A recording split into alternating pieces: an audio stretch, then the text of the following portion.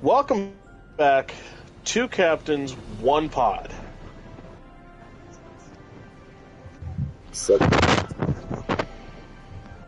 And so, as always, here is Captain Hudson, Captain Yarborough.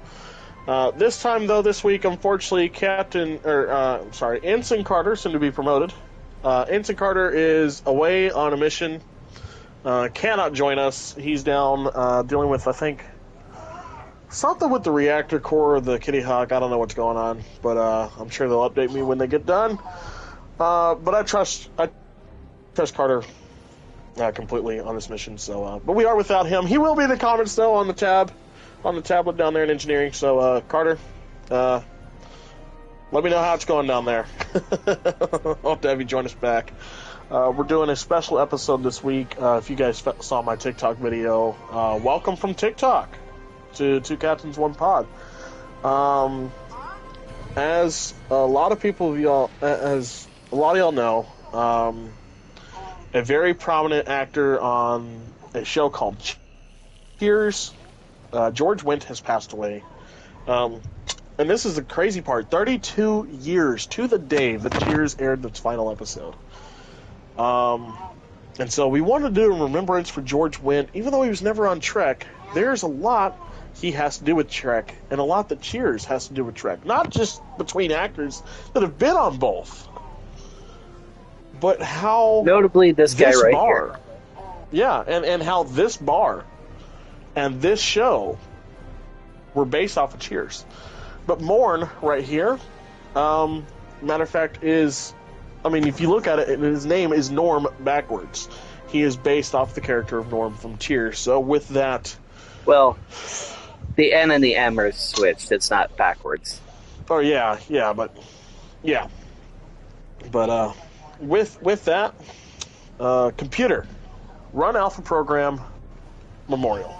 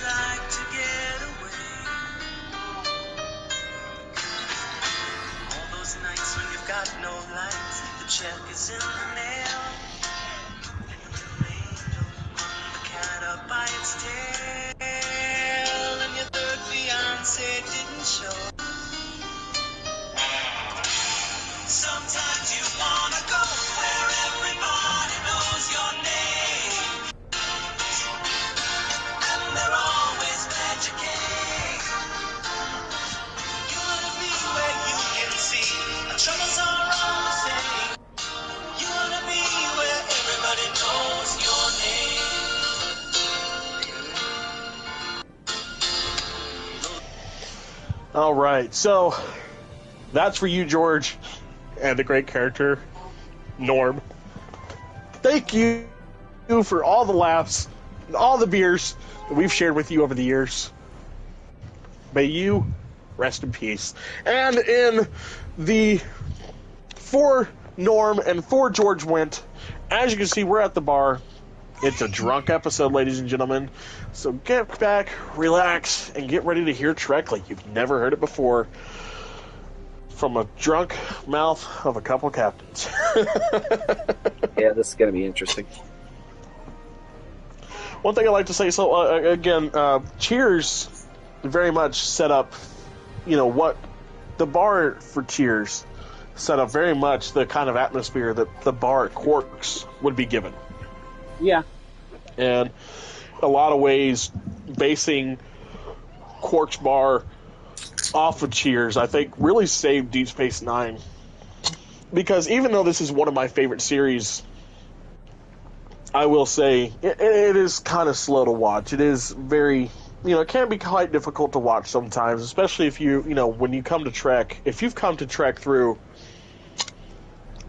really some of the newer forms, Enterprise, Star Trek 2009, Into Darkness, Beyond, you're used to a lot of action with Trek.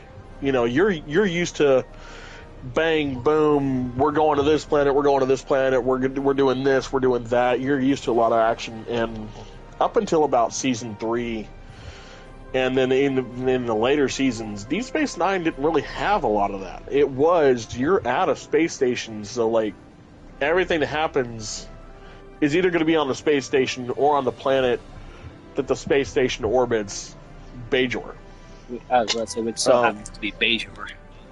Right. And then, of course, you had your trips to the wormhole, but they weren't, they weren't as action-y as the rest of Trek.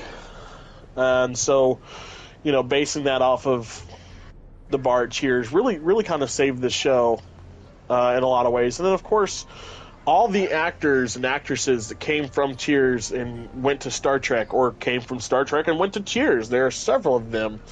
Most notably, Kirstie Alley, who played Saavik. Let me turn it down. But most notably, Kirstie Alley, who played Saavik on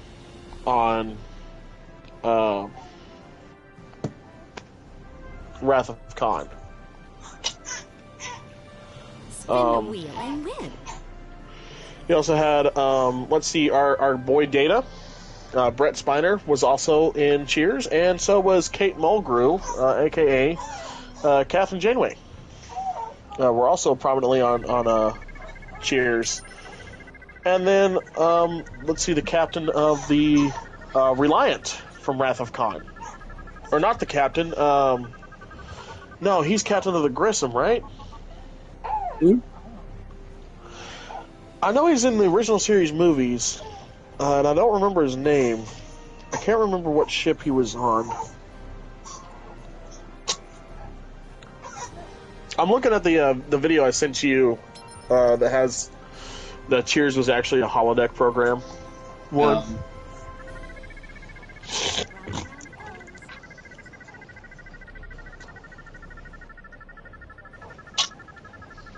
He wasn't Reliant's captain, no. Was he on the Grissom in Search for Spock, or was he one of the admirals? I can't remember.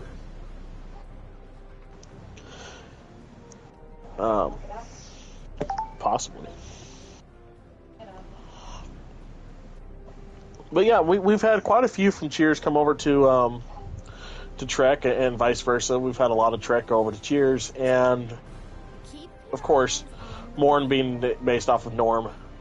Always in Quark's bar, always with a drink in his hand, and in the same stool every time. And no, you never sat in Morn's stool. There was a couple episodes where you'd find someone, and Morn wasn't there, but you'd find someone sitting in Morn's chair at the bar. Very quickly, you were told to move, and I thought that was always funny. Mm-hmm. I thought it was a great nod.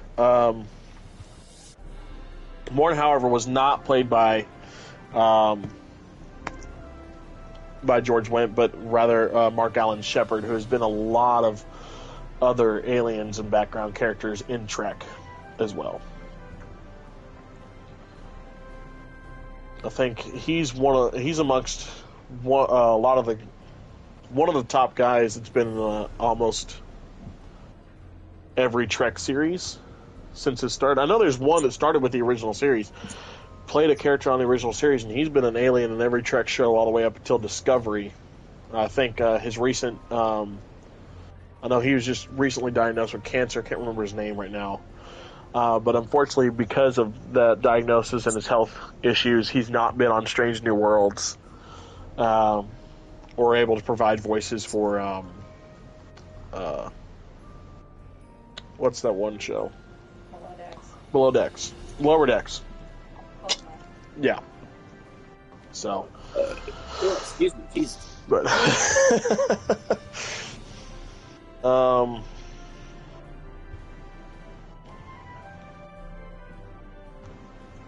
And then for our articles tonight, I've got a couple. I know we're in technically seasons 3 and 4 of Deep Space Nine, but I wanted to read this one because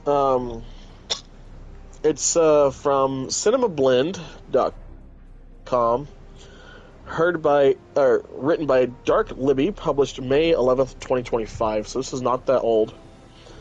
And the title is, I finally finished Star Trek Deep Space Nine after more than 25 years, and I have two major problems with the finale. And then it's a minor title, Hear Me Out on This. So I really wanted to read this. Like I said, I know it's more for the finale of the show, but I want to get into this. It seems very, very interesting.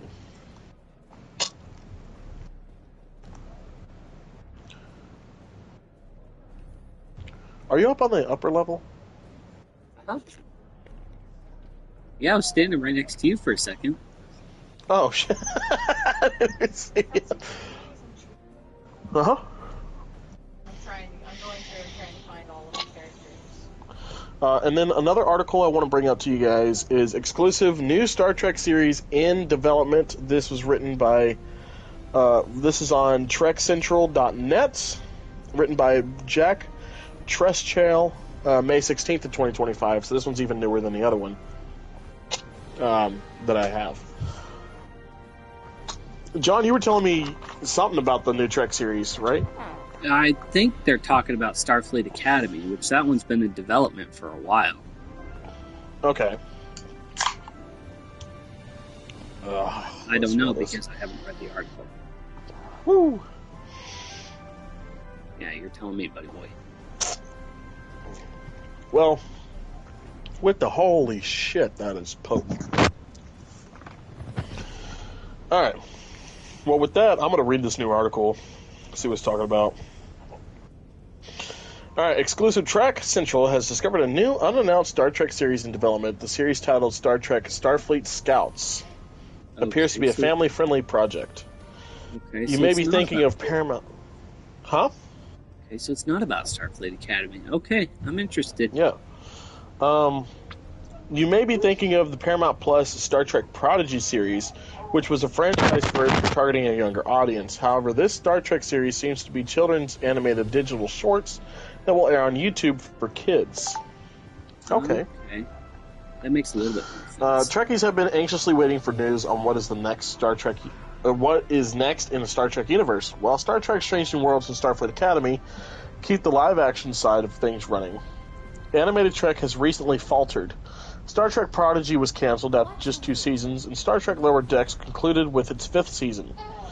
It felt the animated Star Trek series universe had come to a dead end for the foreseeable future. Now, this new reveal looks to have changed things. So what do we know about Star Trek Starfleet Scouts series? I gotta be honest, Trek really hasn't been known for their animated series. I mean, I think Lower Decks is probably the one that most people know, because it's so new. Because a lot of people gloss over, and even we did, starting this podcast with going in order of release, we glossed over Star Trek the Animated Series. Yeah, we did. From the 70s. But, I mean, I've watched a few episodes of that, and it is very much, just like the original series is very much a product of the 60s. Oh, that Star show Trek is the animated series is very much a product of the 70s. Product of the 70s. Oh, yes. But there was a lot of cool things that came out of that, and you kind of found out about the love that these actors had for each other, and still have for each other at that time, because I'm going to talk about that for a minute. The animated series, when it first was announced, they asked Leonard Nimoy to come back, James Doohan, and William Shatner. And Leonard Nimoy and James Doohan were going to take over the rest of the voices for the other crew members, such as Sulu, Chekhov, and any other male voices they wanted, and not bring back Takei or Walter Koenig. But it wasn't until Leonard Nimoy, again, a holdout for the motion picture, a holdout for the series. Leonard said it would be very disrespectful not to have them, as well as I don't think Nichelle Nichols was going to come back on that show either. I think they were going to have Majel Barrett voice Uhura as well. And so Leonard had held out to get Walter Koenig, George Takei, and Nichelle Nichols on the show, because if they were going to do Star Trek the original series but animated, they had to have the voices. They were going to bring back the original actors to do the voices. They're going to bring them all back, is what Leonard said. And George Takei has said in multiple interviews, you can find this all over, that is probably one of the moments that he really learned how much Leonard respected him and cared for him, and it brought them a lot closer as a cast and crew. Right.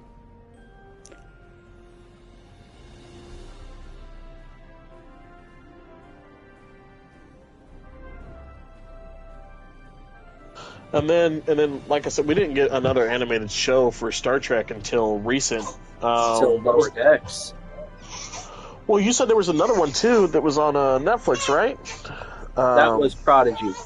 That was Prodigy. Okay, so And that one came out after Lower Decks came out.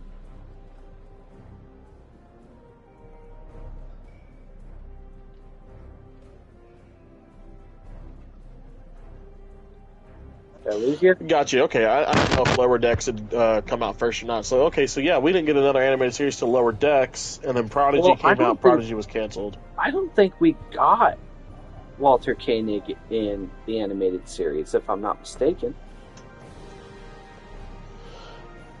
I don't think we ever got Chekhov. Let me check that. Let's see. I think he was trying to distance himself from Star Trek at the time.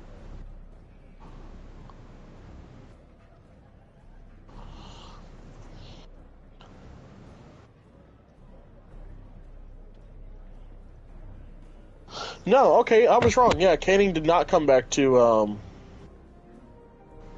the animated series. Yeah,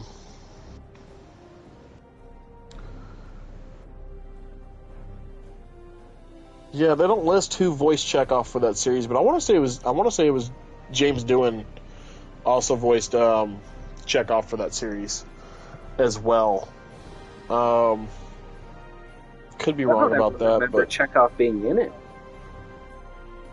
I know he was in a couple episodes, and he didn't have very many lines. I do know that, because some of the episodes that I've seen, like Chekhov's there, and it's like, hey, Chekhov, do this thing, and there's like a real quick eye captain, and then that's it, or like Chekhov just turns around, plugs in whatever he's supposed to plug in, and the Enterprise goes off. But yeah, like you even had Mark Leonard came back. DeForest Kelly had come back for that show. But yeah, we Star Trek the animated stuff, not just the animated series. They replaced Chekhov with Eric's, the three-armed guy. Oh, okay, and that was voiced by David Gerald. Eric's was voiced by... I thought he was voiced by James Doohan. Well, it says here... Oh, that might be a different character. Hold on. David Gerald M3 Green. Yep.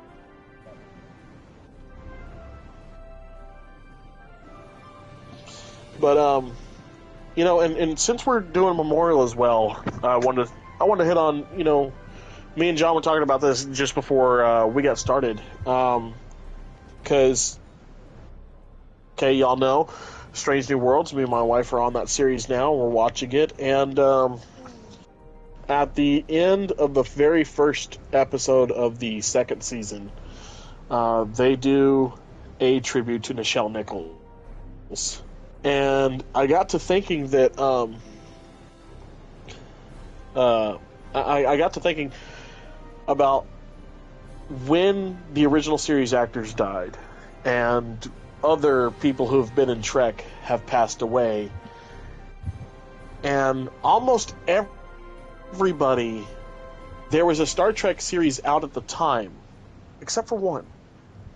So we know in the middle of the Next Generation, we would say goodbye to the creator of Star Trek, Gene Roddenberry. And there was, of course, at the end of the title credits, would be for Gene. And then going past that, it would no longer be Star Trek The Next Generation. It would be Star Trek The Next Generation based on Star Trek, created by Gene Roddenberry. Because originally, in those first few seasons, I think it was like, season 5 is when he passed away? It would say Star Trek created by Gene Roddenberry. And then after his passing, Star Trek Next Gen Season 6 and Season 7, and then Deep Space, Voyager, and anything else would say based on Star Trek created by Gene Roddenberry. Yeah. And so that's the tribute and ongoing tribute to Gene. During the run of Deep Space Nine, we would lose Majel Barrett, and Deep Space Nine would have a tribute episode for her. And then in Voyager, DeForest Kelley would pass away in 1999. Voyager was still on air, and towards its final run, DeForest Kelley would have an episode dedicated to him. And then, let's see, Enterprise had a couple dedication episodes for people that worked in the background of Trek. I think DC Fontana had a tribute episode from Enterprise, because I know she'd passed away just about the time Enterprise was on. And then let's go later in. Star Trek Beyond has a tribute for both Leonard Nimoy and Anton Yelchin, who played Chekhov in the newer Star Trek Alternate Universe movies, the Kelvin timeline. And then Strange New Worlds, of course, with Nichelle Nichols. But the one that has passed away that did not get a tribute was James Doohan. James Doohan would unfortunately pass away in 2005, a year after Enterprise had gone off the air, and 4 years before the 2009 movies ever made a debut. So unfortunately, he never truly got his on a Trek series. Now, you can say Relics is very much a tribute episode to not only the original series crew, but to James Doohan. But of course, that happened long before his death. But it's about as close as he's ever gotten. And in all honesty, to say that would be his tribute episode is, that in my head canon for Trek. That's his tribute episode. Yeah. For the guy that never got his.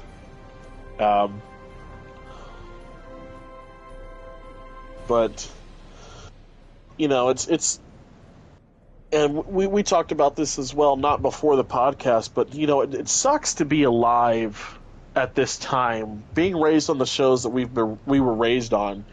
Like the original series of Batman with Adam West. And growing up and watching those actors that, even though we didn't technically grow up watching them like our parents did, Right. we still grew up watching the works that they had done. And so to watch them pass away now, just, it breaks my heart. It sucks. Cheers was a really great show. I know that back on the topic of tonight, my grandmother always watches Cheers when I'm down at her house. Like, it's either Cheers or MASH. And George Wendt, of course, was also on MASH. And then one of my cousin's favorite SNL skits also, of course, had George Wendt in there. Right. And probably, I think, one of the world's greatest SNL sketches that started a cultural phenomenon. Or else it was based off of a phenomenon only based in Chicago. And that, of course, is Da Bears sketch. You can't run into anybody now and talk about the Chicago Bears and not say Da Bears. And I think it's mostly because of that sketch. And even more so, I mean, the current Pope of the Catholic Church is from Chicago. And one of my favorite things to do now when I'm talking about him is say Da Pope. So I attribute that to of course George Wendt and that SNL sketch, or sketch, whatever you want to call it. But yeah, it does though. Getting older and watching these stars that we've known our whole lives, are start passing away, and of course people that mean so much to us, because without them, without their characters, without their works, we wouldn't be the people that we are. Going back to Nichelle Nichols, there are space programs that NASA has in place that she wrote. She put those in place. They are still using those programs and still using those what are they called? Procedures that she helped build for NASA. And that work was done way back in the 70s, 80s, and even in the 90s. You know, she would work on and off with NASA throughout her entire life, but her prominent work was the 70s, 80s, and 90s. Most notably, almost everybody except for I think 3 members of Challenger were on Challenger and in the space program because of Nichelle Nichols, which I know when that tragedy happened, it put her into a deep depression. That, you know, without, I think, I was watching, if you want to watch the same thing that I saw, it's called Woman in Motion. It is on Paramount, I believe. I know it's on Amazon Prime. But it's called Woman in Motion, and it talks about her work in NASA. And in that, she talks about how, you know, her talking to Leonard Nimoy and Gene Roddenberry really kind of got her out of that depressive state that she was in after the Challenger explosion. Yeah.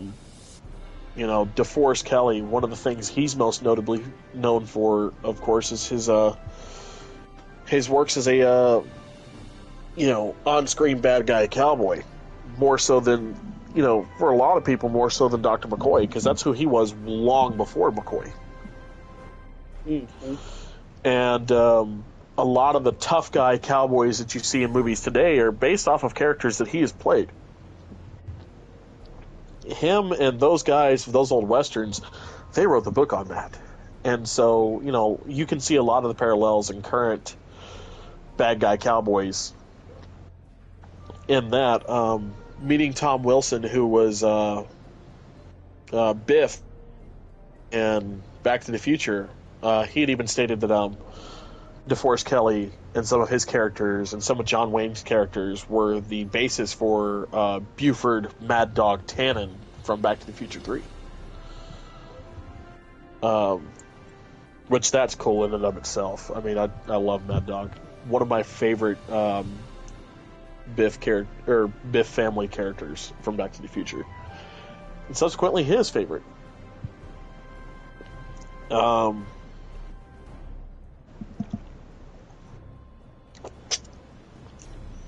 know George Takei fortunately is not passed yet, but you know his works in humanitarianism and you know gay rights and just human rights in general is what I'm sure he'll be remembered for when the unfortunate time comes where he is no longer with us. Leonard Nimoy, known for his music, his poetry, his photography, his artworks. More than just Spock, he will always be remembered in a plethora of ways that really contest to who he was as a person, his humanitarian works. Back after Star Trek IV, The Voyage Home, him and William Shatner would help build the foundation for Greenpeace when it was first brought out. Now, Greenpeace now is a different organization in its entirety, but different story for a different day. Yeah. You know, each of Trek members, all these actors that we've grown up to love, you know, they set a basis for a lot of things. Adam West set a basis for comedy in DC Comics, especially with a character as dark as Batman can be. We got to see a side of Batman that we haven't seen since. And when people ask me my favorite Batmans, it's Michael Keaton and Adam West that are at the top. Now, of course, I got to add in Kevin Conroy is the greatest Batman and is Batman. And, of course, even Kevin Conroy, you know, Kevin Conroy now. God damn, this sucks.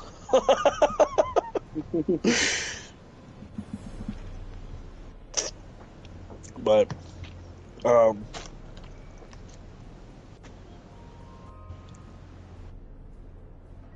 mezcal. That's what I got right now. I'm losing my train of thought. This fucking alcohol is really good.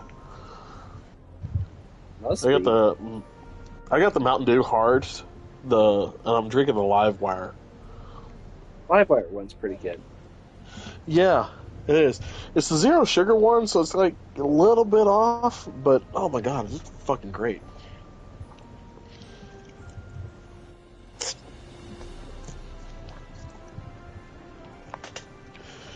Okay, in the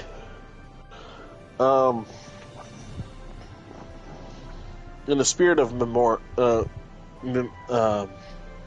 memorializing and remembering those that are no longer gone, if you could talk to one Star Trek actor who is no longer around, who would it be? You get one, and I know that's a tough question. You're a piece of shit, you know that.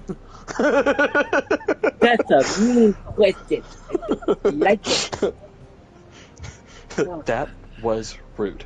That was really freaking rude.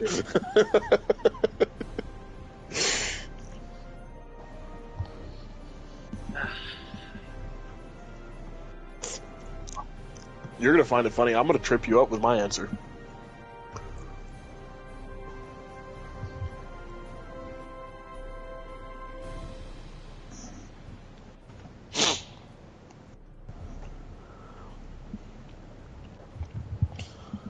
Guys, he's thinking so hard I could see the gears turning in his character's head. That's crazy. Right?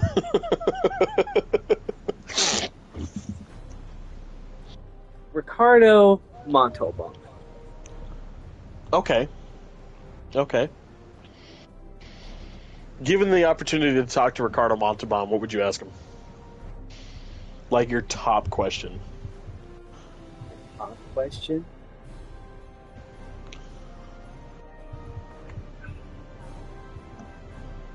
Probably, like, to ask him, like, what would be the best thing about returning to a character after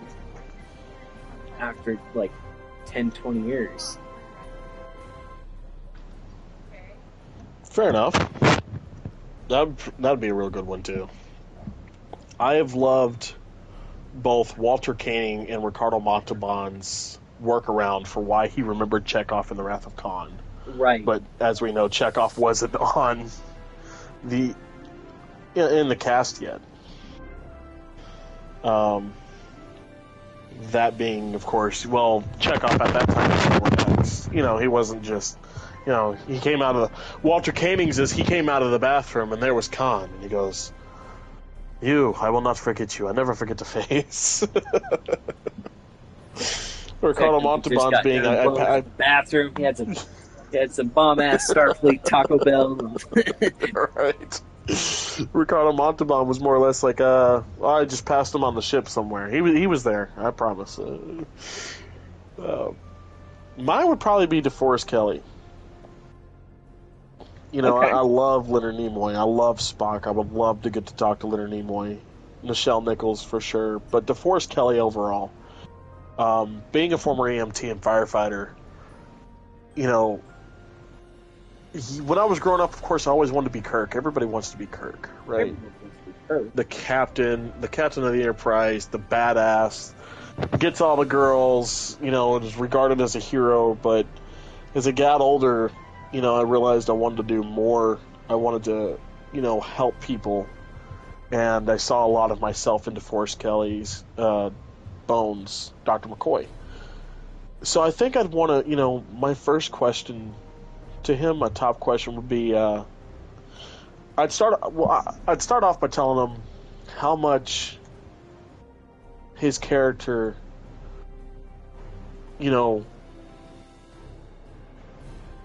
meant to me in getting to where I am now. Right. And, being in the medical field. But I think my top question would be, which did you have more fun doing? Playing McCoy or playing some of the Western cowboys? Because I don't think I've ever heard an answer to that question. I think every time I've heard that question get asked of him in all the interviews that I've seen, he skates around the question. Now, I have not read his book, From Sawdust to Stardust. I do not have it. I do want to get it, however. He probably answers that question in that book. But not knowing the answer now, that would be my question. What was more fun, Star Trek or Westerns? Right. Because that would be a tough answer for me. I mean, yeah, sure. In the cowboy movies, he was getting to do all these stunts and tricks and all these cool and amazing things. But as McCoy, he got to sit around and talk shit to two of the greatest people regarded in the Federation. Got to look at one dude and call him a pointed-eared, green-blooded bastard on a daily basis, and look at the other one and go, "You're a fucking idiot. You're my friend, but a fucking idiot nonetheless." So, I don't know which one I'd want to do more. Do I want to be actiony or do I want to be a smartass all the time? And it's not like Bones didn't have his action. Oh shit, sure, he had his action. Right.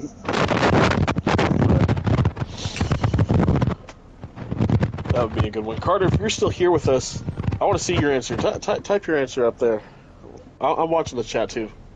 So, I wish I was drunk. That's the only way to deal with you, Flash. You can spend your winnings. Oh, Lita, don't talk in my ear like that. No, ma'am. Lita, please keep talking in my ear. Back to HR we go. By the way, guys, Yep. we are we will be revamping Two Captains, One Pod. There will be a new intro starting next episode that we will have for you guys. We hope you guys like it. We I thought long and hard on this, and I had some help. Emphasis on the long and hard. That's the reason I said it. Just had to add that little bit in there. Yeah, right. I think you guys are gonna love it. The channel name and the podcast name will remain the same. It will still stay Two Captains, One Pod, but from now on, and our new logo, which I'm working on currently, I've got a really cool design I'm gonna have to show you. We're now Task Force HR, so there's that for you guys. I'm real excited to get this new intro going for you. We're going to have to alternate between the three of us who gets to say it. Carter, Leonard Nimoy. Okay, so you get to talk to Leonard Nimoy, you get to meet Leonard Nimoy. What's your top question? And why Leonard Nimoy? And while he's typing that, why out of everybody Ricardo Montalban was your top? I mean, because he wasn't in much Trek, but he was such a big part. Right. And like I That's guess, fair. other than the other question, I guess it would just be like how does that feel? Like to be not in a lot of it, but to be to play such a huge character like that. Right, because him as a person, just his works, not Khan Noonien Singh, but Ricardo Montalban. Got one episode and one movie. Mm-hmm. And yet, the character that he played, he did such a good job.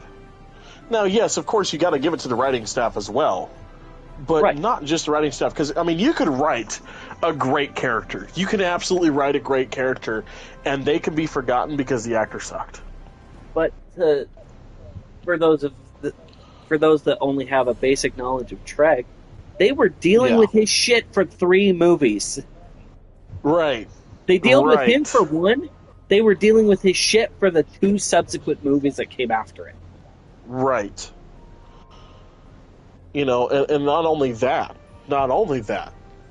Khan, the character, because of Ricardo Montalban's good job that he did, phenomenal job, perfect job that he did, Khan has been such an integral part of Trek that we've heard his name in almost every fucking series since. Even Enterprise got to mention him. Enterprise talked about the augments. Next Generation had an episode that they talked about augments, and Khan's name was mentioned.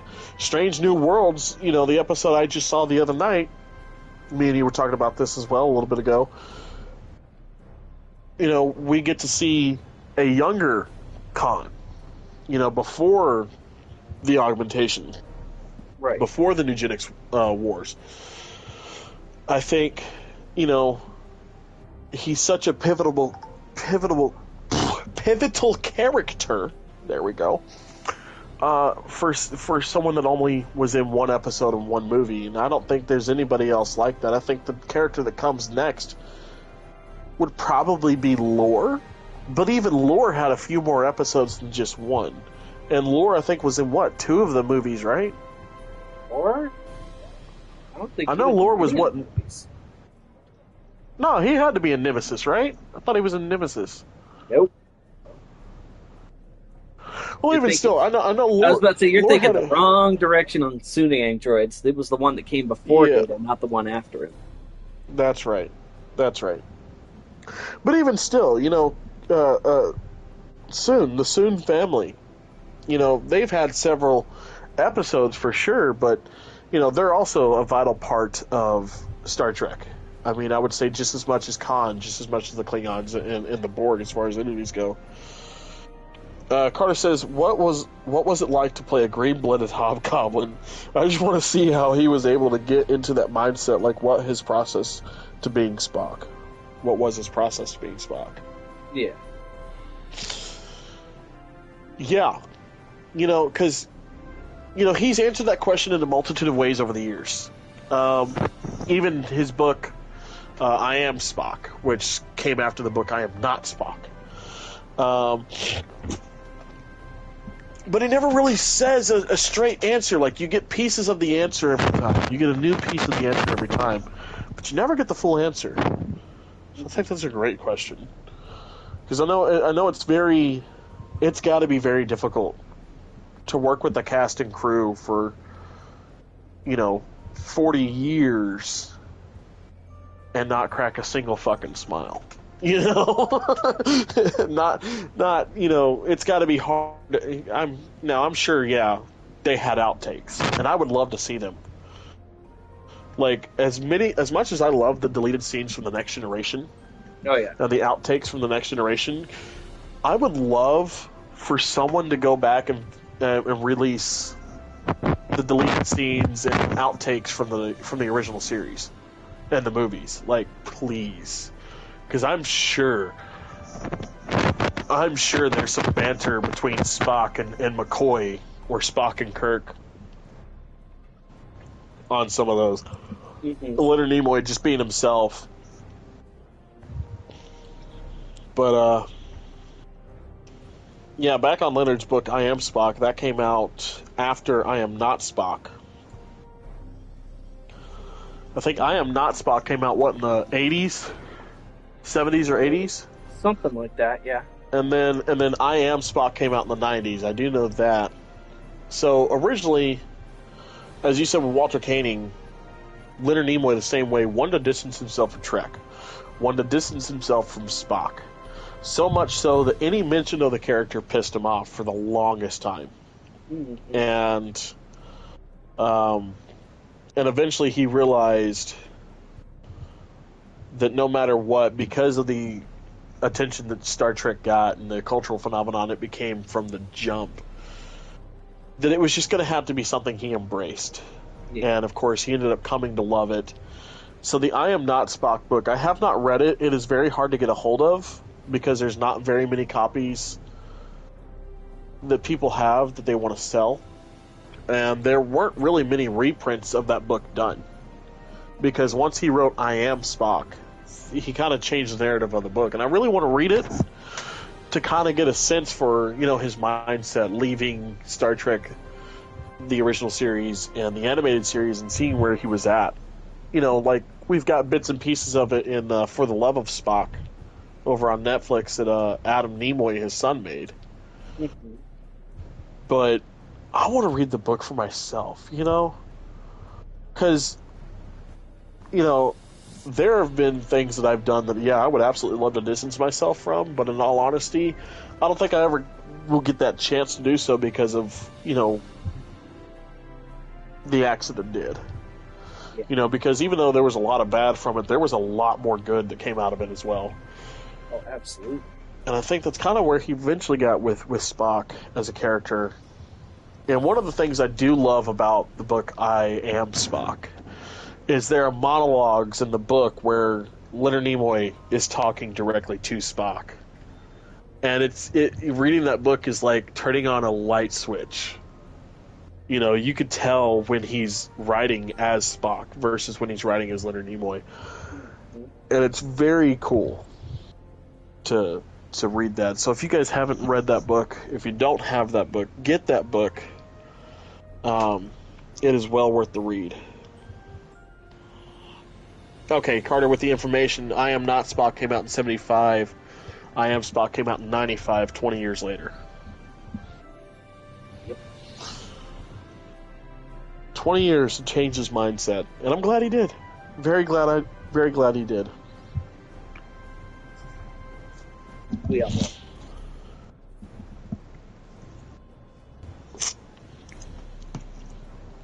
Oh my gosh.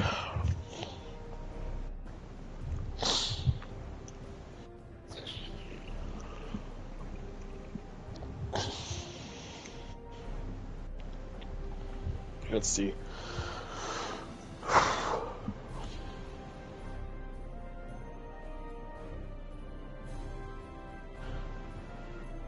Okay.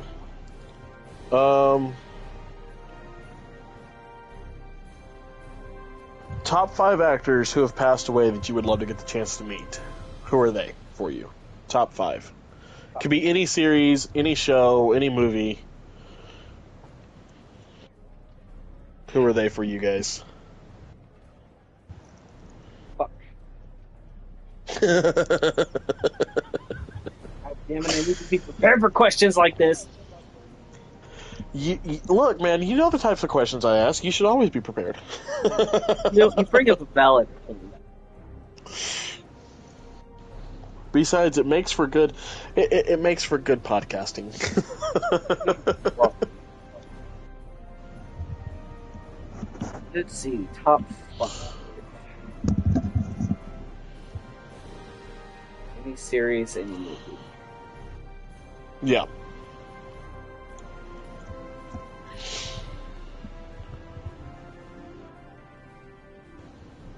God damn it, I did it to myself, too, because I'm over here thinking, like, I know 2 of them. Well, hell, I know, like, 3 of them. But out of my top 5... Yeah, I've got 3. That's... Yeah. Narrowing it down. Fuck me. Good job, dumbass. Well, why would you let me do this to myself? You did it to yourself! I had no freaking mind, ding-dong! Jesus yeah, but you Christ. let me. That's a fair point. Shut up. Hey, you gotta come up with some questions too, man.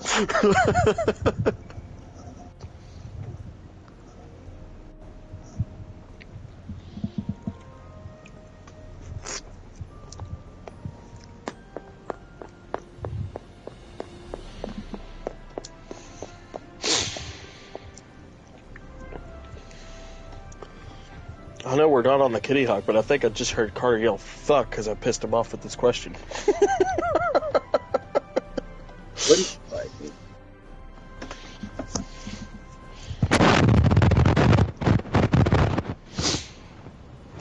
Oh God. I think I'm gonna have to stick to Trek for this answer.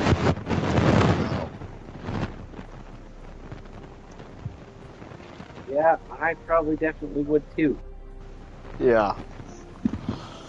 It's not gonna be wholeheartedly just Trek actors. I've got some others that are being in on this list.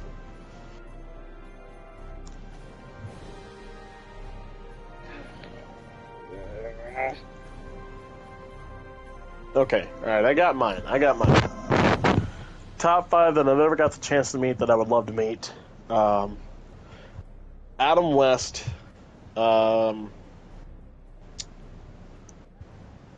Fucking Kevin Conroy. Ricardo Montalban, Nichelle Nichols, and Leonard Nimoy. Those are my top 5. Let's see. Okay. James Doohan. Okay. Forrest Kelly. Okay. Ricardo Montalban, of course. Right. Christopher Reeves. Oh, damn. That's a good one. And number 5? give me a second. Okay. God damn it, I had it just a second ago.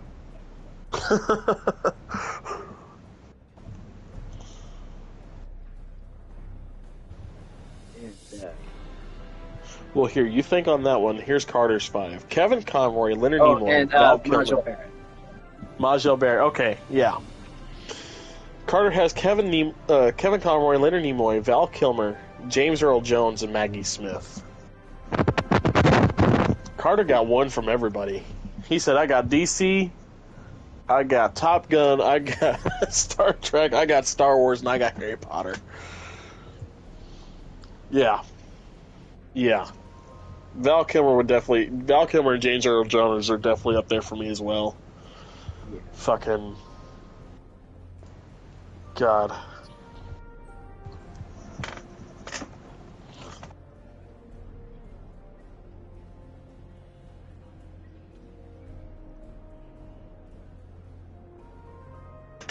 I didn't just drop my controller.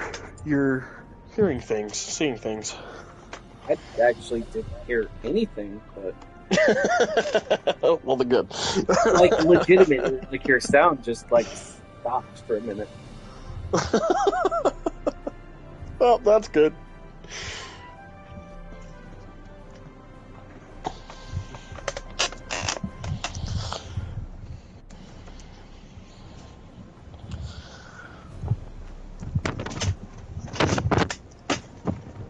Oh, fuck. I know there's been, there's so many out there now, and then, of course, you have so many left that, the news about them is going to hurt. It's going to hurt, and it's going to whole lot more. I mean, not more than those that are already gone, but, it's going to hurt you a lot more, as in, we're just getting over, for me, personally, I'm just getting over Val Kilmer and James Earl Jones. I'm still not over Kevin Conroy.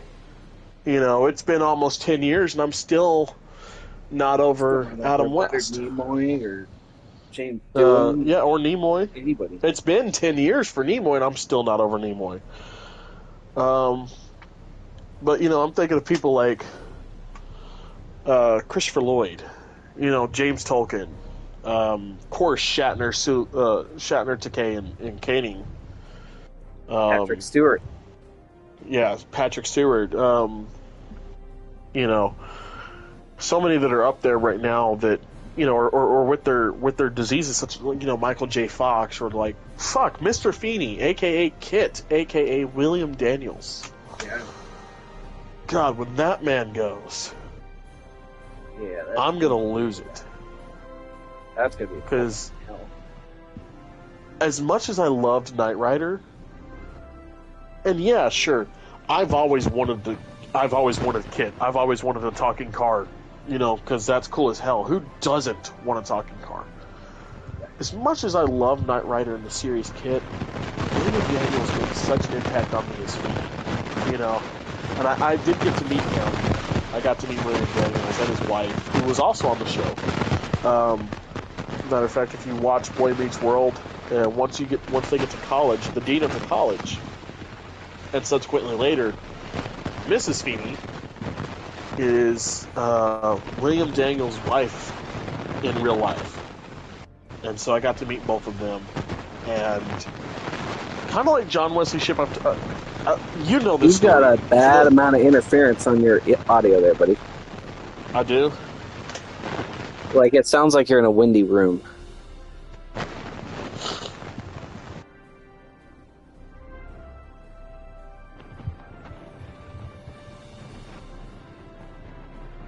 Can you hear me now? Yep. Is that better? It was for like a second, but it's getting worse. Okay. Hold on. I think I know what's going on. Technical difficulties, everybody. Okay. Are we good now? Much better. There we go. Okay. Yeah, so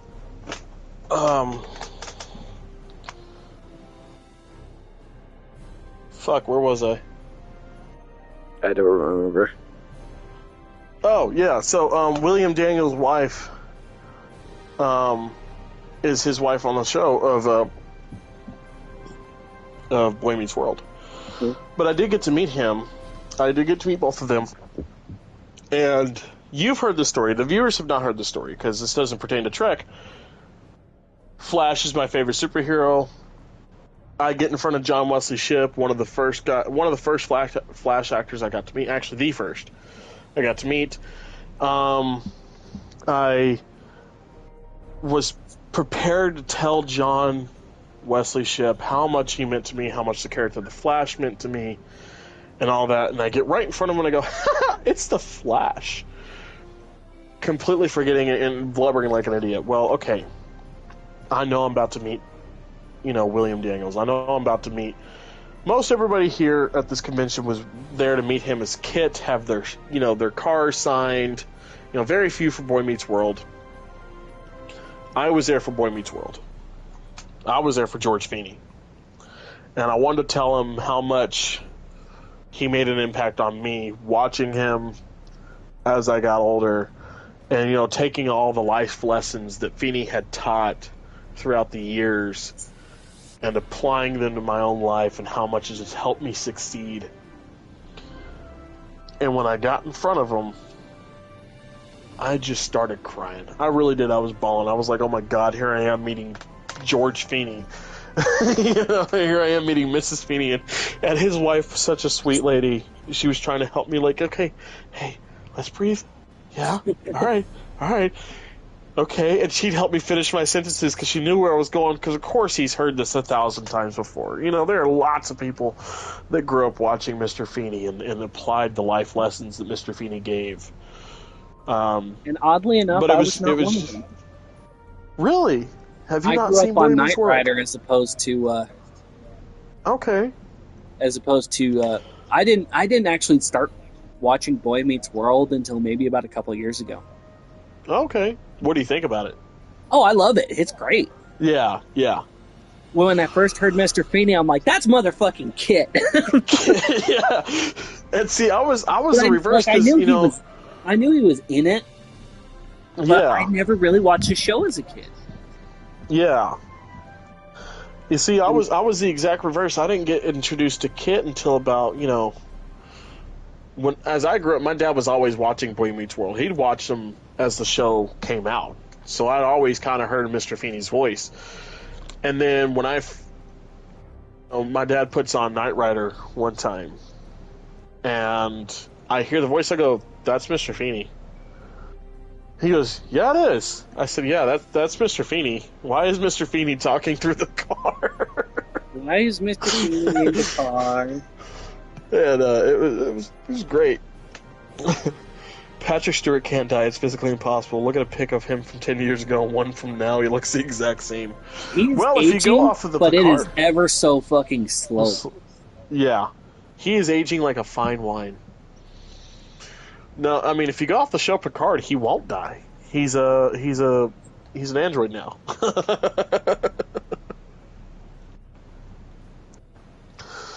Spoilers, by the way. My bad. Oh yeah, spoiler alert. What'd you say? Oh yeah, spoiler alert. Oh yeah, right.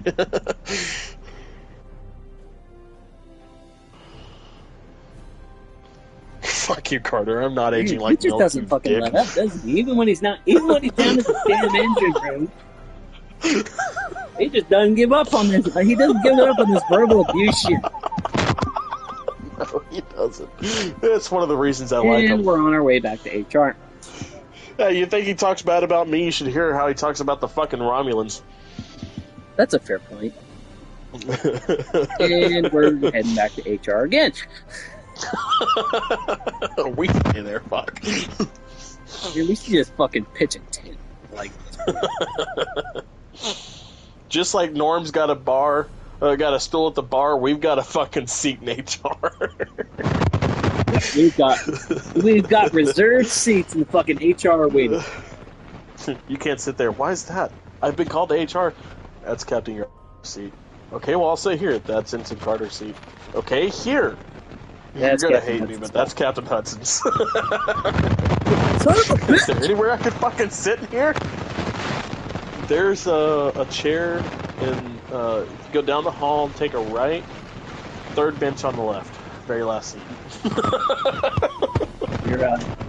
Your microphone's doing a thing. God damn it. Technical difficulties, people. Please stand by. How's this? Much, much better.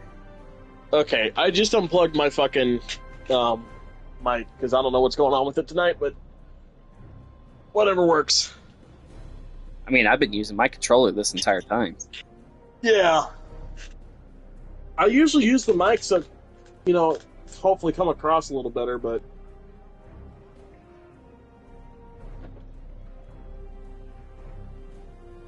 Let's see. Alright, let's get back to this one. Alright, so anyway, scouting back to what we were doing. Jesus Christ. Yeah. Starfleet Scouts, the show. Here's what they got. Scouting for New Life. As this is an unannounced Star Trek series, not many details are currently known. Our first indication of this comes from the USPTO, United States Patent and Trademark Office. Following details clearly list a multimedia series animation distributed via various platforms. Additionally, another source is a casting website. This site is specifically requiring young actors and actresses from a YouTube short series. So it's possible this could air on Nick Jr. YouTube channel. Where's the casting site? That's what I need is casting site. So I put my voice. Shit, I'll throw my voice into the ring. Fuck it. Right? It seems Star Trek Starfleet Scouts will be something like Disney Plus and Lucasfilm's Star Wars Young Jedi Adventures. This Star Wars series originally started as six shorts on YouTube before it gained a full season order. It has been an excellent success for Disney Plus, with 2 full 20-plus episode seasons released and a third in production. And I do know that series that they're talking about. Artie watches it all the time, and she loves it. And I do too. It's kind of good. I really like it. It's before Order 66, and it follows the younglings on some journeys. But I'm pretty sure the series finale will be Order 66 because I was about to say there is no way that show can end great. Right? Master Skywalker, what are we going to do? There's so many of them. You can't get a DUI flying a starship, right? I don't know. Hold on, are we actually going to have to go to HR to find out something rather than getting told that we're back in trouble? I guess we'll find out. Right? Based on casting information, the new animated series will focus on 3 to 9-year-old friends.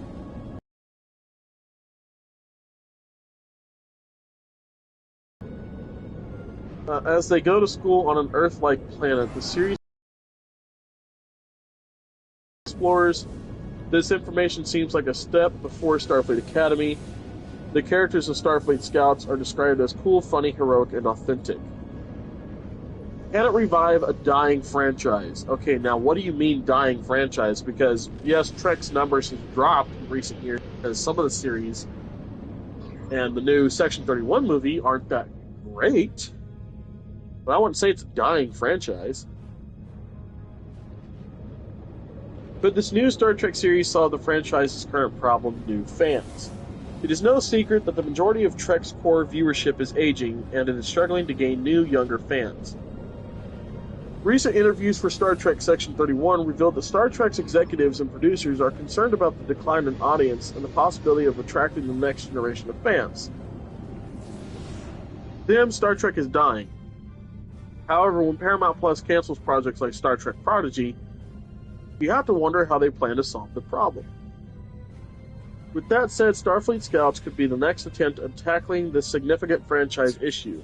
While the target audience is preschoolers or a family-friendly environment, positioning it on YouTube is a fantastic opportunity. More and more people watch YouTube every day as their primary entertainment source, especially younger people. A dedicated short series could appeal to a new, untapped audience in hopes of reinvigorating fan base. Well, in answer to that, Carter, some fucking frowning.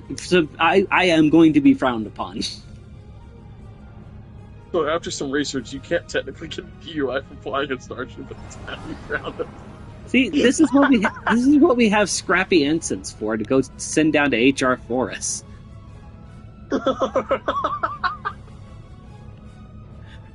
Oh god damn it!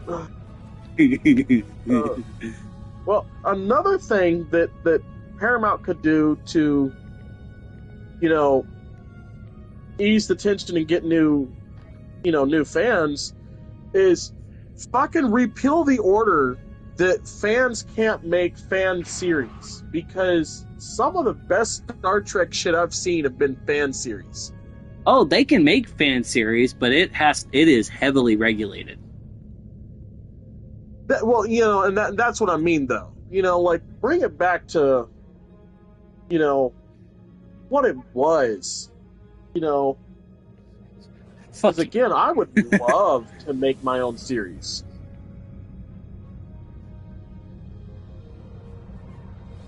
Oh, absolutely.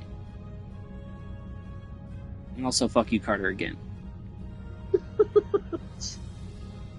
John, I would like you to do just a large satchel of rich exposed haste. The fact that he tried to make it classy is what's pissing me off. Like, if you want me to eat a bag of dicks, just tell me to eat a bag of dicks. Don't get all hoity-toity on me, motherfucker.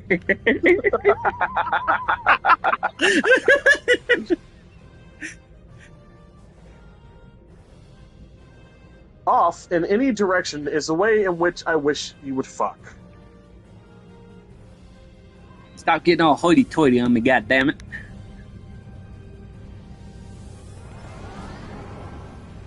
Sir, do you know why I pulled you over? I haven't the slightest idea. Well, why did you pull me over? You were swerving back there? I was avoiding shit in the road. There was nothing in the road. Yo. Oh, hey, what's up, Slade? Man, what's up, bro? You don't like my party invites? Oh, yeah, hold on. Hey, John, pause the podcast.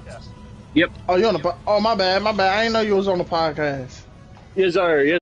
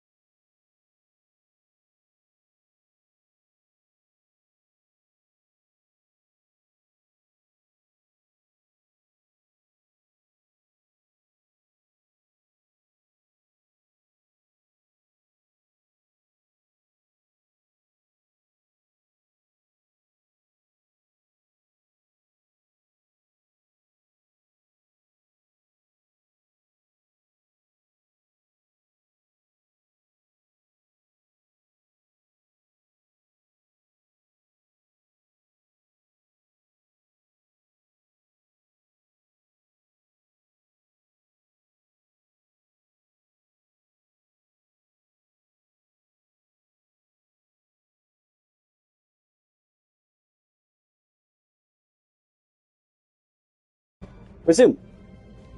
And we're back on the air, everybody.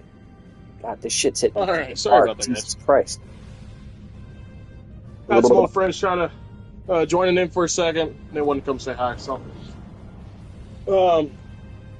Shout out to Dagger and Slick. You guys are great. I love you guys. Okay, where?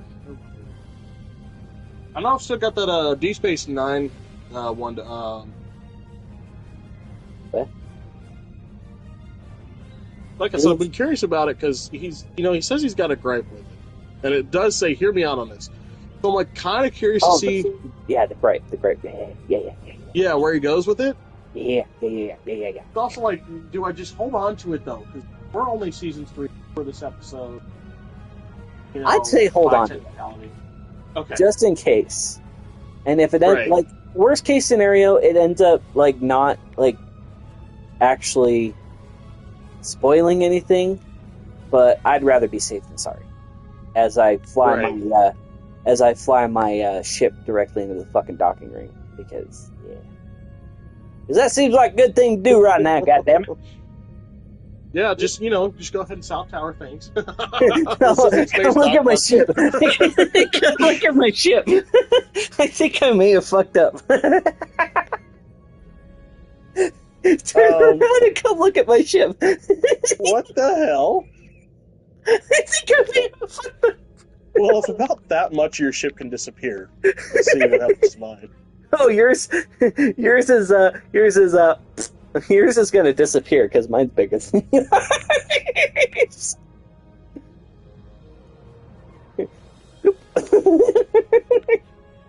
No, yours doesn't actually go in there.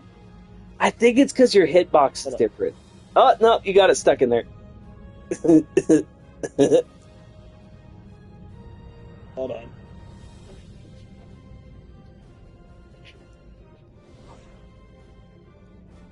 Come say hi, Jetsia. I can't get it all the way in there, but I can... Jetsia, come here and say hi.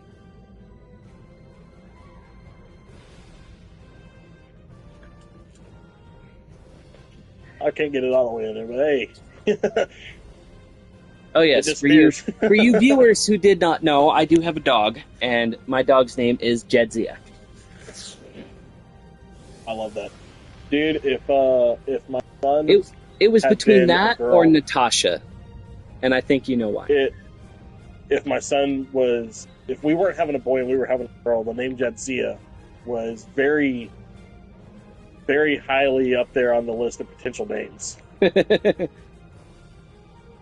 we were trying to come up with names that we could not. I couldn't get it all the way in there. Fuck Carter. Fuck you, Carter. That's it. Demoted. Your happy ass is back to cadet. Third class, fucker.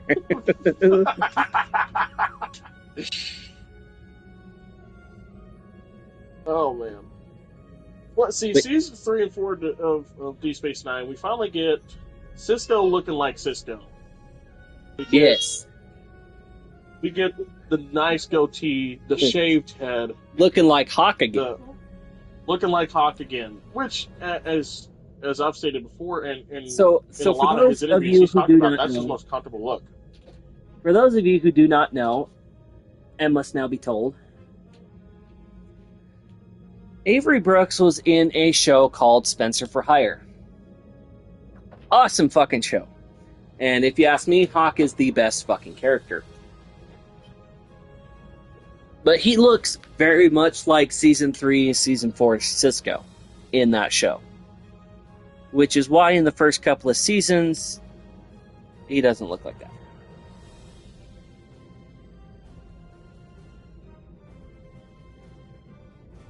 Chris?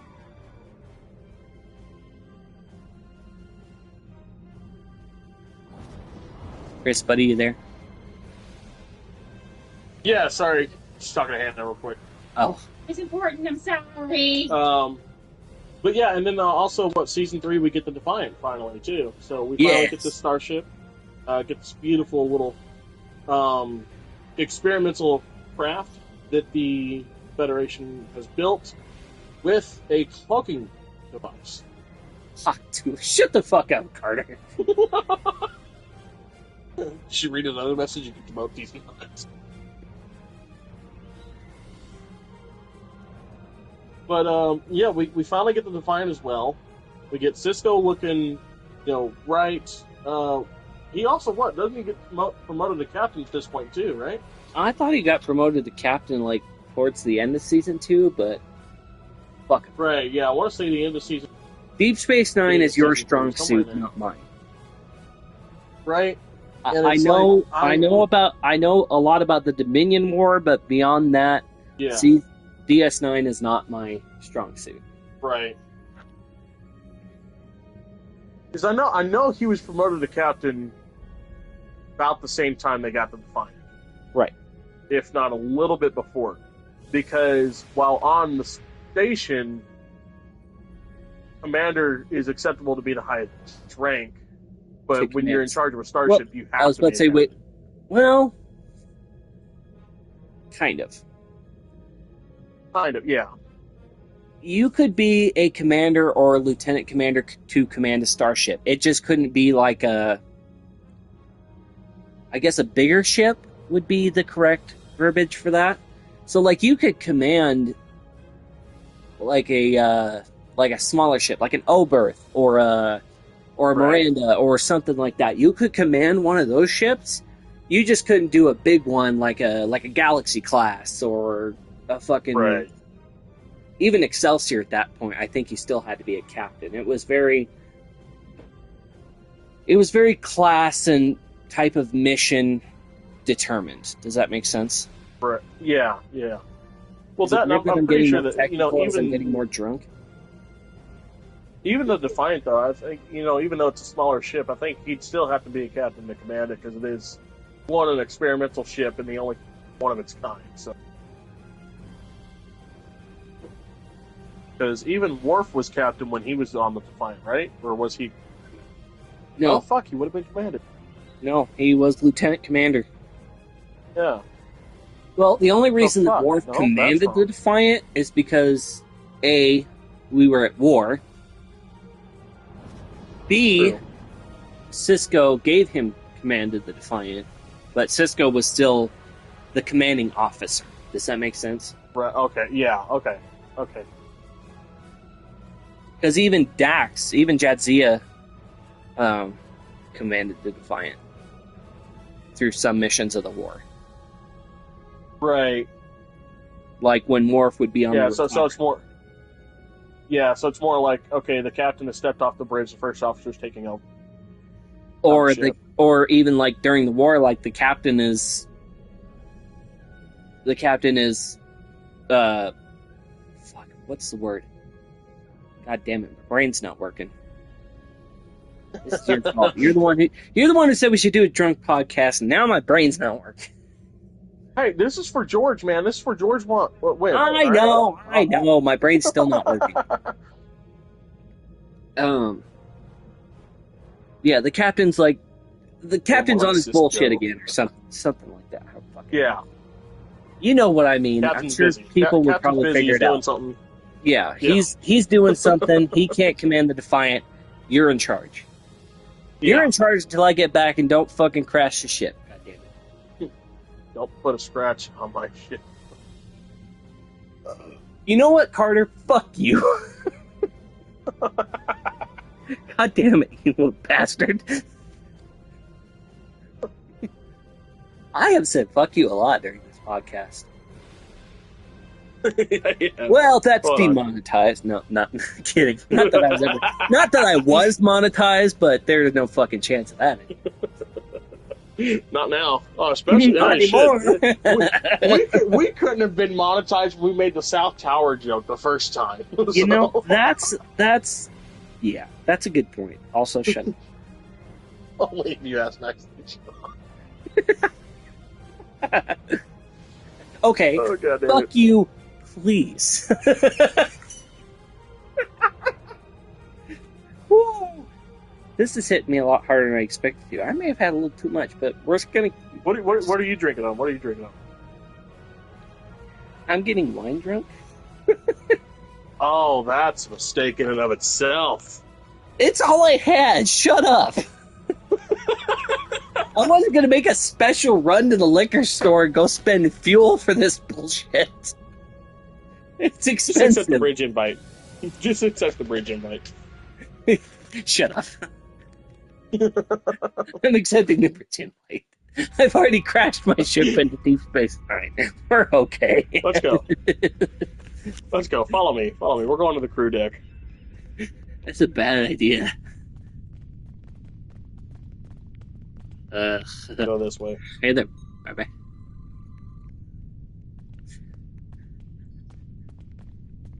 Hello, nurse. Get to the engineering deck. But if I turn it off, the scooter will die. I don't have to go back to level.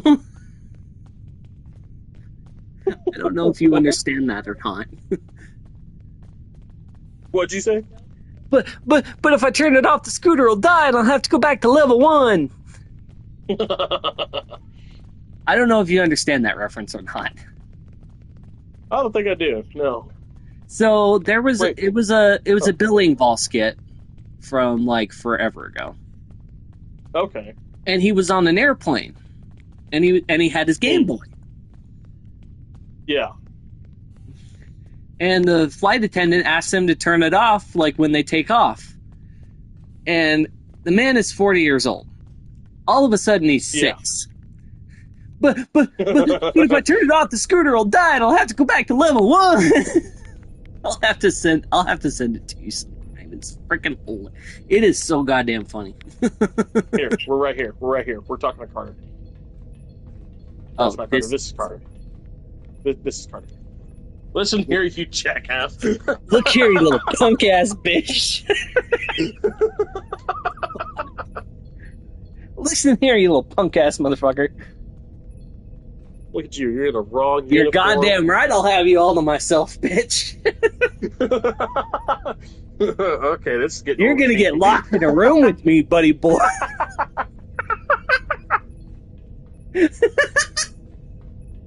Oh, August is gonna be a bad idea.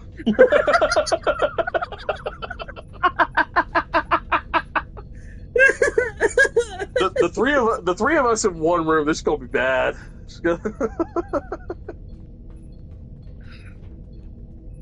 Well, bottle's empty.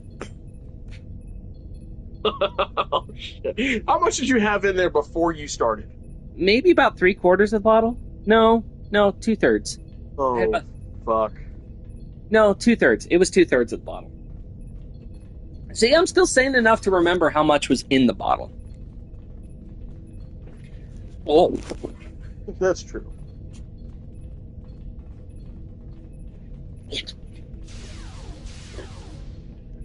Look at these idiots. They're just walking back and forth and just posing in different areas. Who knows? Do your jobs. Yeah, do your jobs, motherfuckers. Payson, do your fucking job. What are you doing? Yeah. Carter, get your people.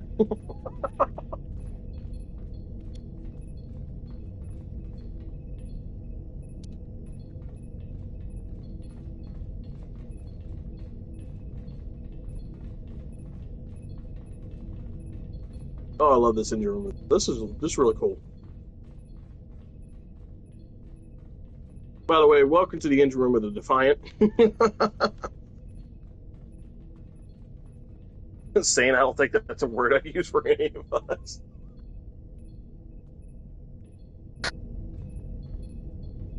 Uh-oh. Can you still hear me?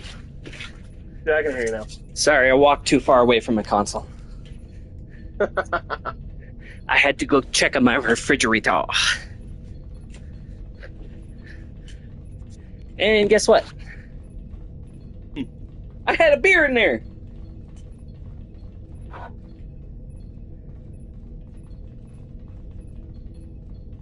All right, Stone Cold. I had a beer. No, like there was I like had another beer.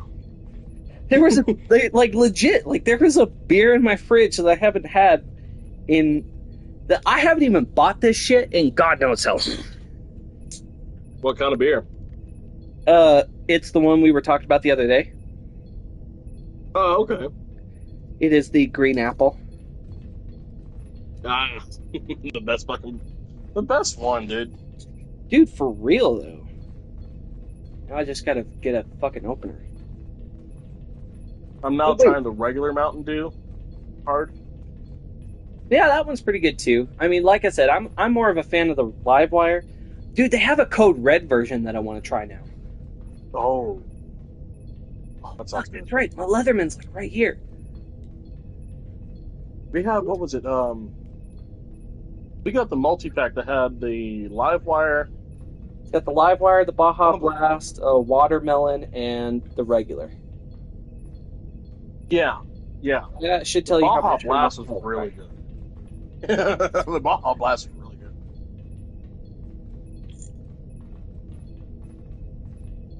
Is I can tell you exactly what comes in that damn pack.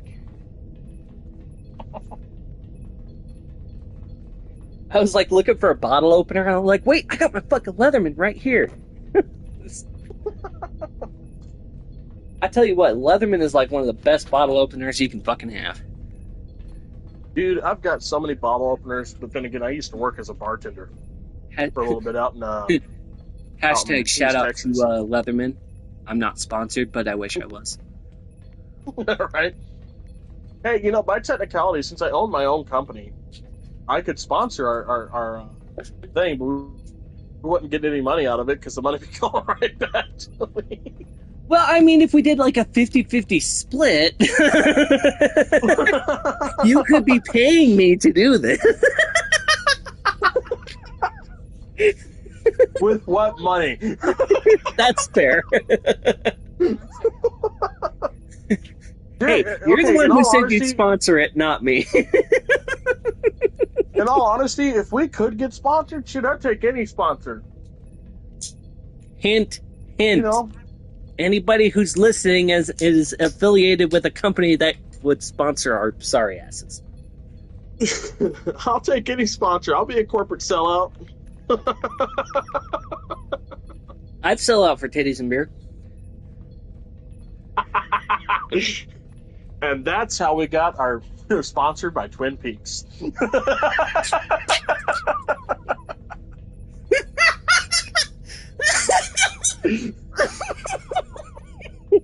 Could you imagine that? We're calling ourselves Task Force HR. The running joke is that we're always going to HR and our fucking sponsors. No, one of them is me, Peaks. jackass Carter. I've got the chat pulled up too. Hey, one of those people is me. I'm also on the chat. Yeah, so shut up. I'm reading that there's 4 people watching. And Yeah, I know Slick so just we said got he was one gonna guy watch. in there who's not Slick one of just us. subscribed. Yeah. Oh, well, I guess Carter could be on his computer and his phone, but where's the fun in That's true. where's the fun in believing that?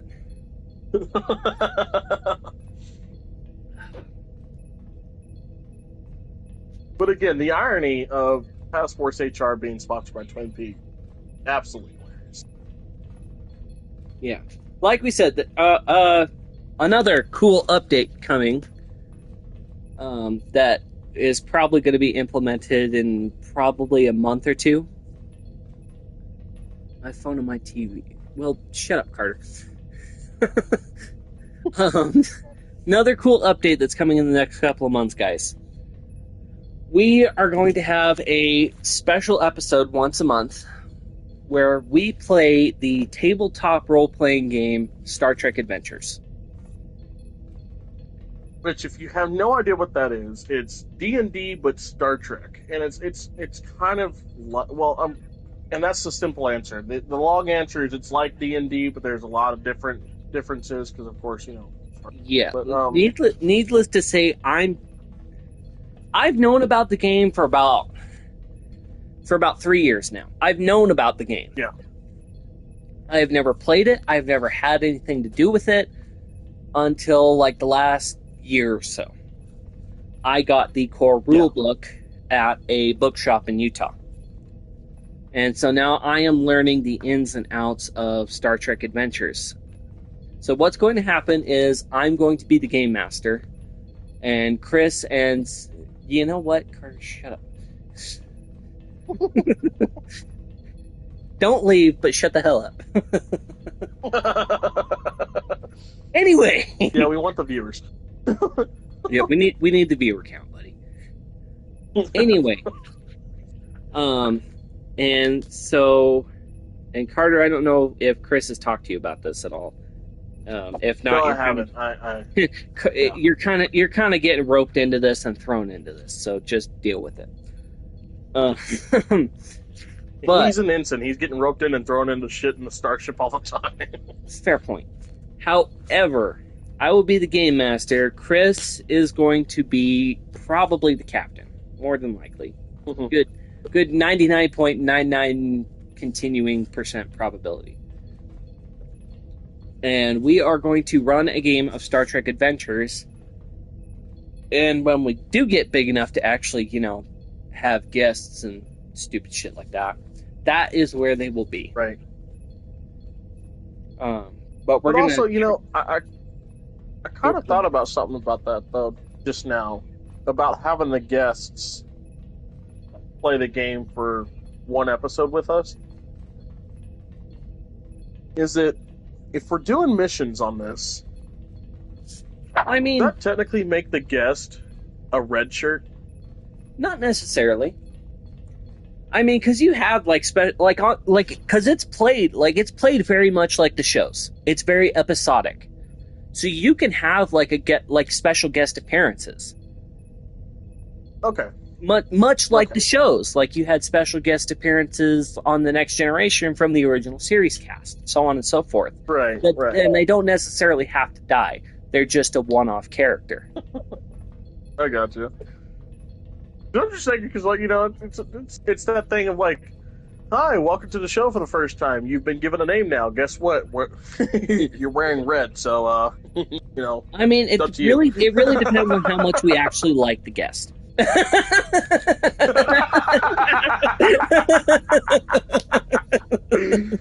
Oh, god damn it!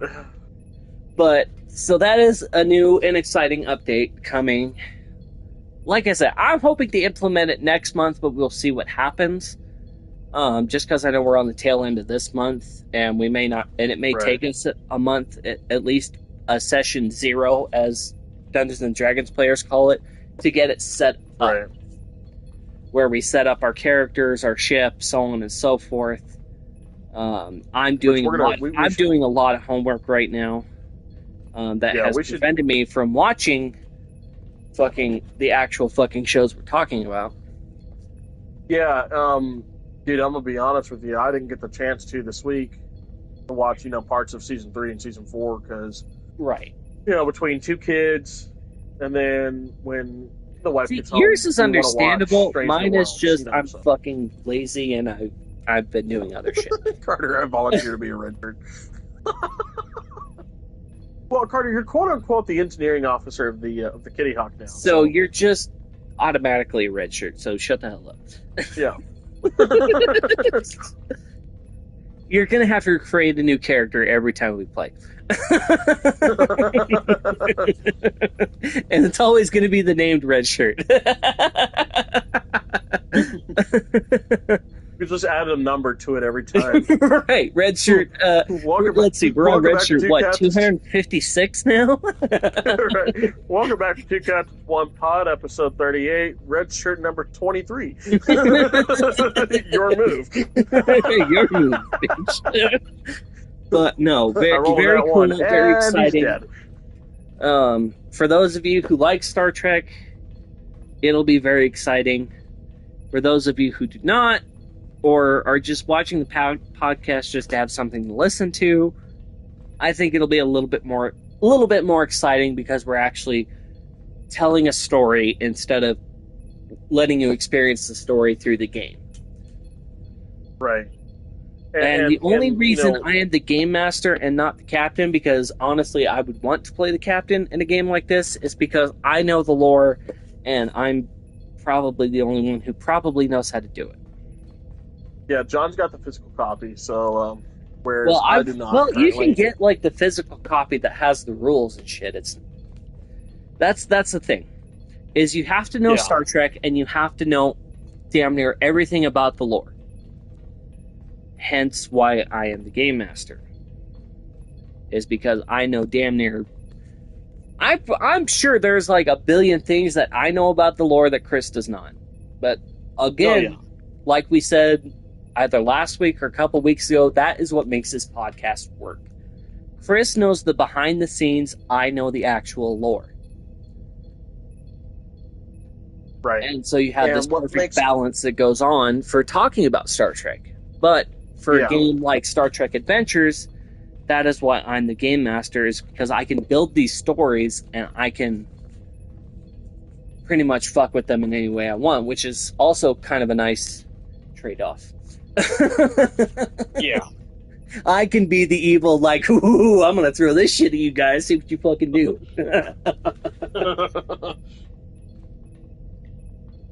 But, we've got a lot of updates. I mean, as y'all know, like, yes, we're on episode 17. You know, we're still getting established. We're still trying to find our footings for this. I mean, we've got a pretty good idea going right now as we go through the series, but eventually we are gonna reach the end. You know, eventually we're coming up on. You know, we're in the middle of Deep Space right now. We got the rest of the movies next gen to do. Then we're going into Voyager. We'll hit Enterprise. We're gonna hit if you guys have any suggestions for anything you want to see on the podcast, I mean, literally anything. Any, like, for you viewers out there, any video games, any like, just fucking videos, stuff like that, anything you guys want to see from us, you just let us know.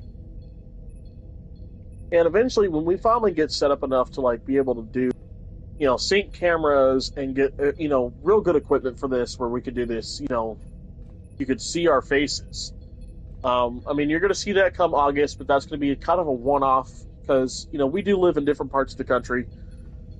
We're all over the place, so we can't really meet up all that much, as much as we'd like to. You might get once a year until we get set up with once, you know, cameras, maybe and twice like a year if you're lucky. I mean, I'm hoping. Yeah.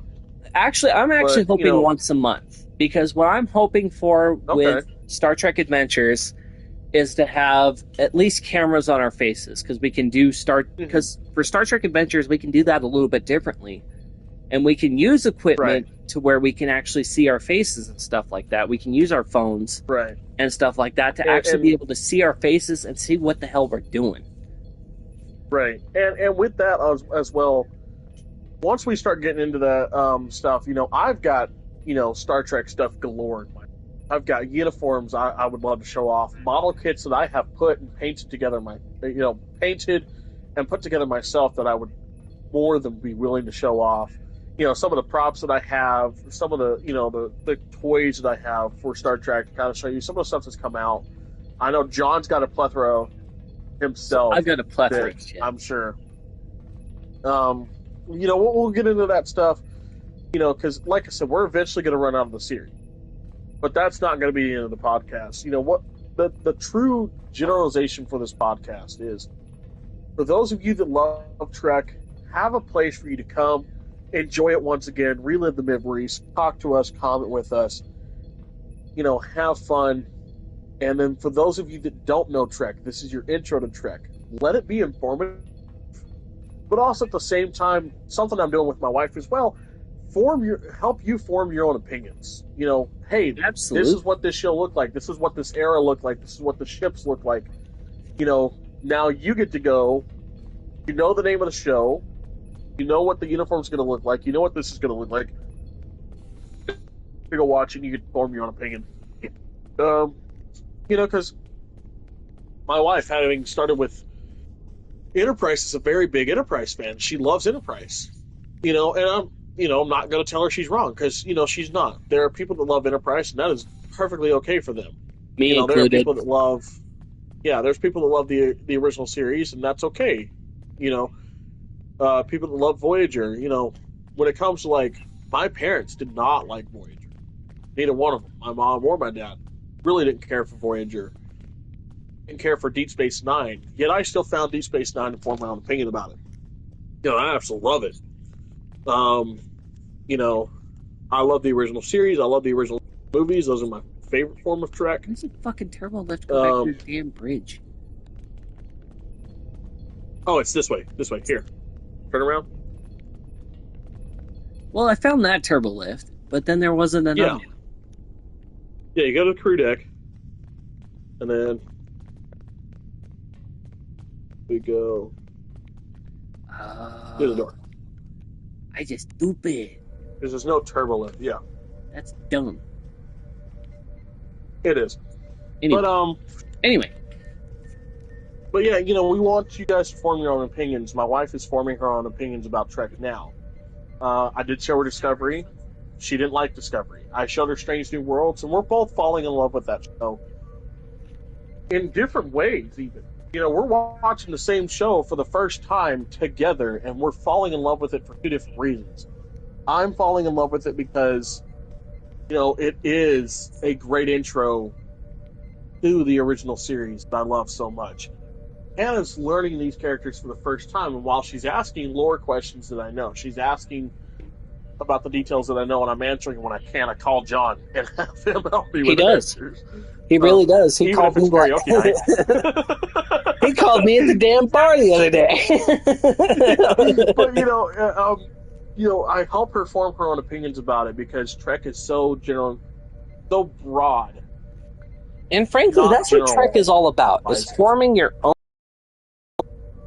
And it's basically you.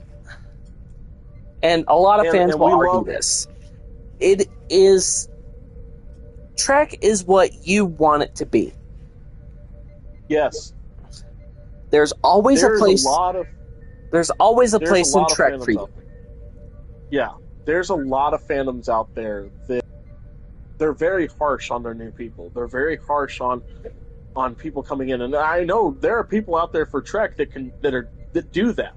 There are people that are very harsh on people that like certain shows from Trek. Absolutely. But they're far and few and in between because we call those gatekeepers. Trek, yeah.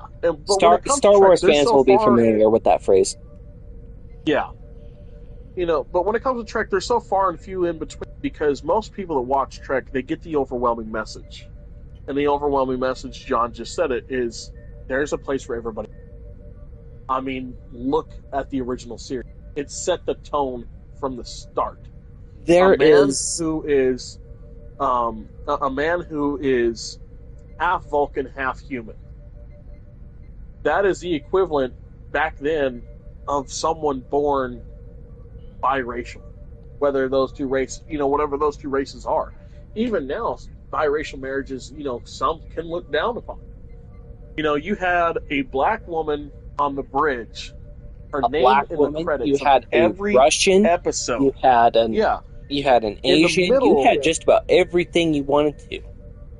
Right, like in the middle of the civil rights movement, there was a black woman on TV. On the bridge, a very prominent position, mind you. With white crew members, Asian crew members. She was there. And they were treated as equals. Black, exactly, and a symbol of not just black women or black people in America, but women in general. She had a more prominent role than Nurse Chapel, and Nurse Chapel was a big thing. She had a more prominent role than Yeoman Janice Rand, who really only appeared in the first season, but even he was prominent in that first season. And going back to Lieutenant Russian Uhura, in the middle of the Cold War. Going back to Lieutenant Uhura, you not only had a black officer on the bridge, you had a black woman on the bridge. And you had women in prominent positions in Starfleet at that time. Yeah. At a time where it mattered so much. It mattered so much that when she thought about leaving the show after the second season, she joined a walk with Dr. Martin Luther King Jr., and he told her she had to go back. There was no choice. There was no option for her. She had to do it because she was the only reason that Dr. Martin Luther King Jr. allowed his family to watch that show every night when it aired. And without him, we wouldn't have our favorite Lieutenant Uhura. We wouldn't have Michelle Nichols, almost everything that came after him. Pretty sure. You know, you had a Russian man on the bridge in the height of the Cold War. I'm talking like the Cuban Missile Crisis was going on while he was on the bridge. You had an Asian man a Japanese American at that. A Japanese American who just 20 years before. Mm-hmm.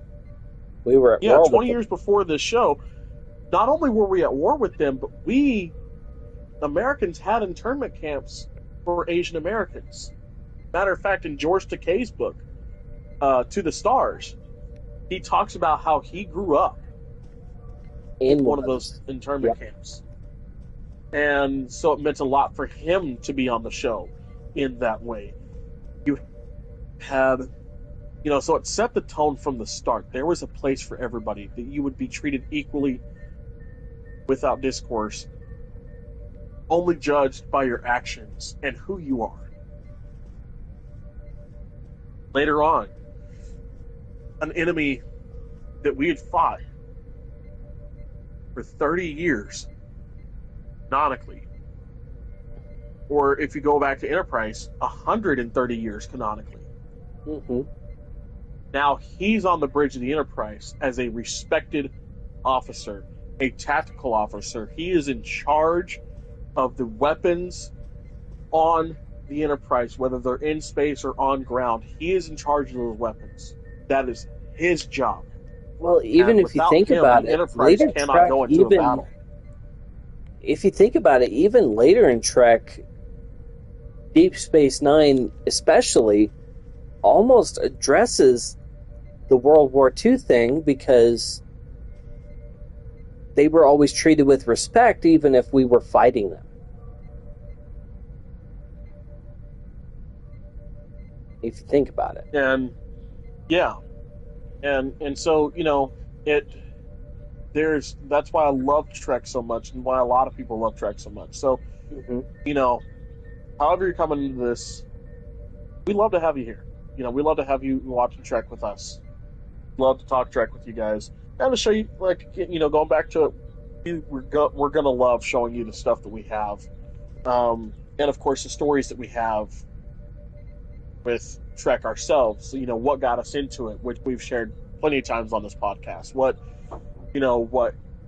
was our turning point from just something that we enjoyed to something that we love, something we can't live without. What was it like meeting some of the stars of Trek?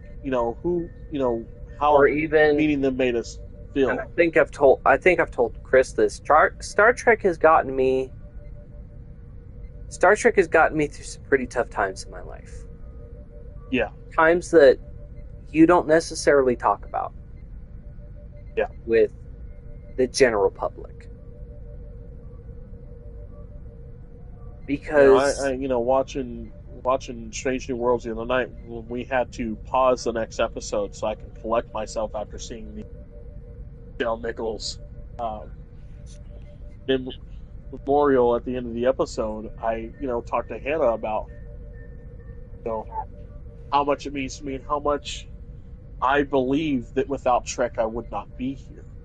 And how much this show has kept me going, because when I was growing up and I felt like I didn't know where I wanted to go, what I wanted to do, where I fit in with Trek. I always knew that. Well, and on a more interesting note, Futurama puts it perfectly. Even when I felt like I didn't have any friends, Star Trek made me feel like I did. Yep. Hey, you know what, Carter? You've never told us what got you into Treks. Now you get to talk on the in the chat here. We'll read it off for you. You get to tell us what got you into Trek. I'm curious. I'm curious as well. And yes, I know I'm sitting in Chris's chair, but it was the closest chair available. Before I fell down. Before Captain Dodge over here fell over drunk, he had to sit in a chair, and this just happened to be the closest one. I think we're gonna have. No, that's none of your business. That's gonna stay out of my personal things. No, sir, that's not true.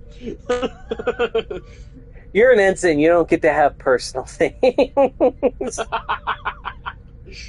As a joke. If you really don't want us to know, that's fine. But yeah, as a joke, as an ensign, you don't get to have personal things. Come August, I think we're gonna have to do a couple special episodes. I think you might get 2 back to back. Because Thursday, of course, the day before the con really starts, we're going to be sitting down doing our normal podcast on Thursday. We'll be in person with us. Depending on how cold we can get the hotel, we might be in our uniform. Not down those uniforms hot. And then I'm definitely going to want to do one after we meet Alan Ruck and talk. I don't care how cold we get the hotel room because I'm wearing the uniform anyway. Whatever. That's what I'm saying. Like, if the hotel room can get cold enough. I'll suffer, even if the hotel room doesn't get cold enough. It's not a story I want to tell. Fair enough, Carter. Fair enough. But I would, if you're okay with us knowing, I would like to know eventually. Yes, me too. But, you know, I'm definitely going to want to talk about meeting Alan Ruck. In a private area, of course. Yeah. Like one of our game nights where we're not on podcast. Something like that, listening. Yeah. But yeah, I'm definitely going to want to talk about meeting Alan Ruck after we meet him. Talk about, show off the Enterprise B that I'm going to get signed. So, I think we might have 2 back-to-back episodes for you guys come August 21st through the 24th. So you guys get excited for that stuff. I know we've been slacking on the Spotify. We are actively trying to do that. Somewhat actively. It'll be a lot better after Friday. It will be a lot better. There will be a lot more episodes up because I will have a lot more time on my hands. On the next few weeks, where to get going. Because for those of you who don't know, I am off for the summer. I will have a lot more time on my hands. I'm not going to I'm a paraprofessional for an elementary school. I will have a lot more time on my hands. I'm the one in charge of the podcast. I am working on it. I'm getting better. Yeah. And that's not me ragging on you at all. You know that. No. I'm just explaining why it's taking so long and why shit's the way it is. But again, back to the stuff that I have to show off. Like I said, I've built so many model kits from Star Trek. I'm actively waiting to get paid in a couple weeks to get the Enterprise B model kit. It's a decent size. I think it's actually bigger than my Excelsior class that I have right now. I'm real excited to get it. See, my paycheck is getting spent on uniforms.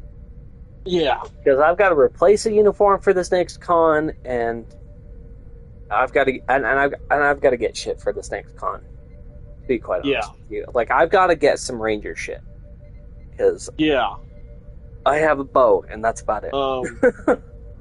I would say when you're making your D&D costume for the D&D group we're going to do, make it light, because the other 2 outfits you've talked about wearing, it's Louisiana. So, as far as the ODST thing goes, I think the only thing I'm going to pack is maybe my armor. Maybe. Okay. And it may be like a downgraded version of the armor. We'll see. Fair enough. We'll see. I'm probably going to end up redoing my helmet. Yeah. I know I'm taking Jay Garrick's helmet.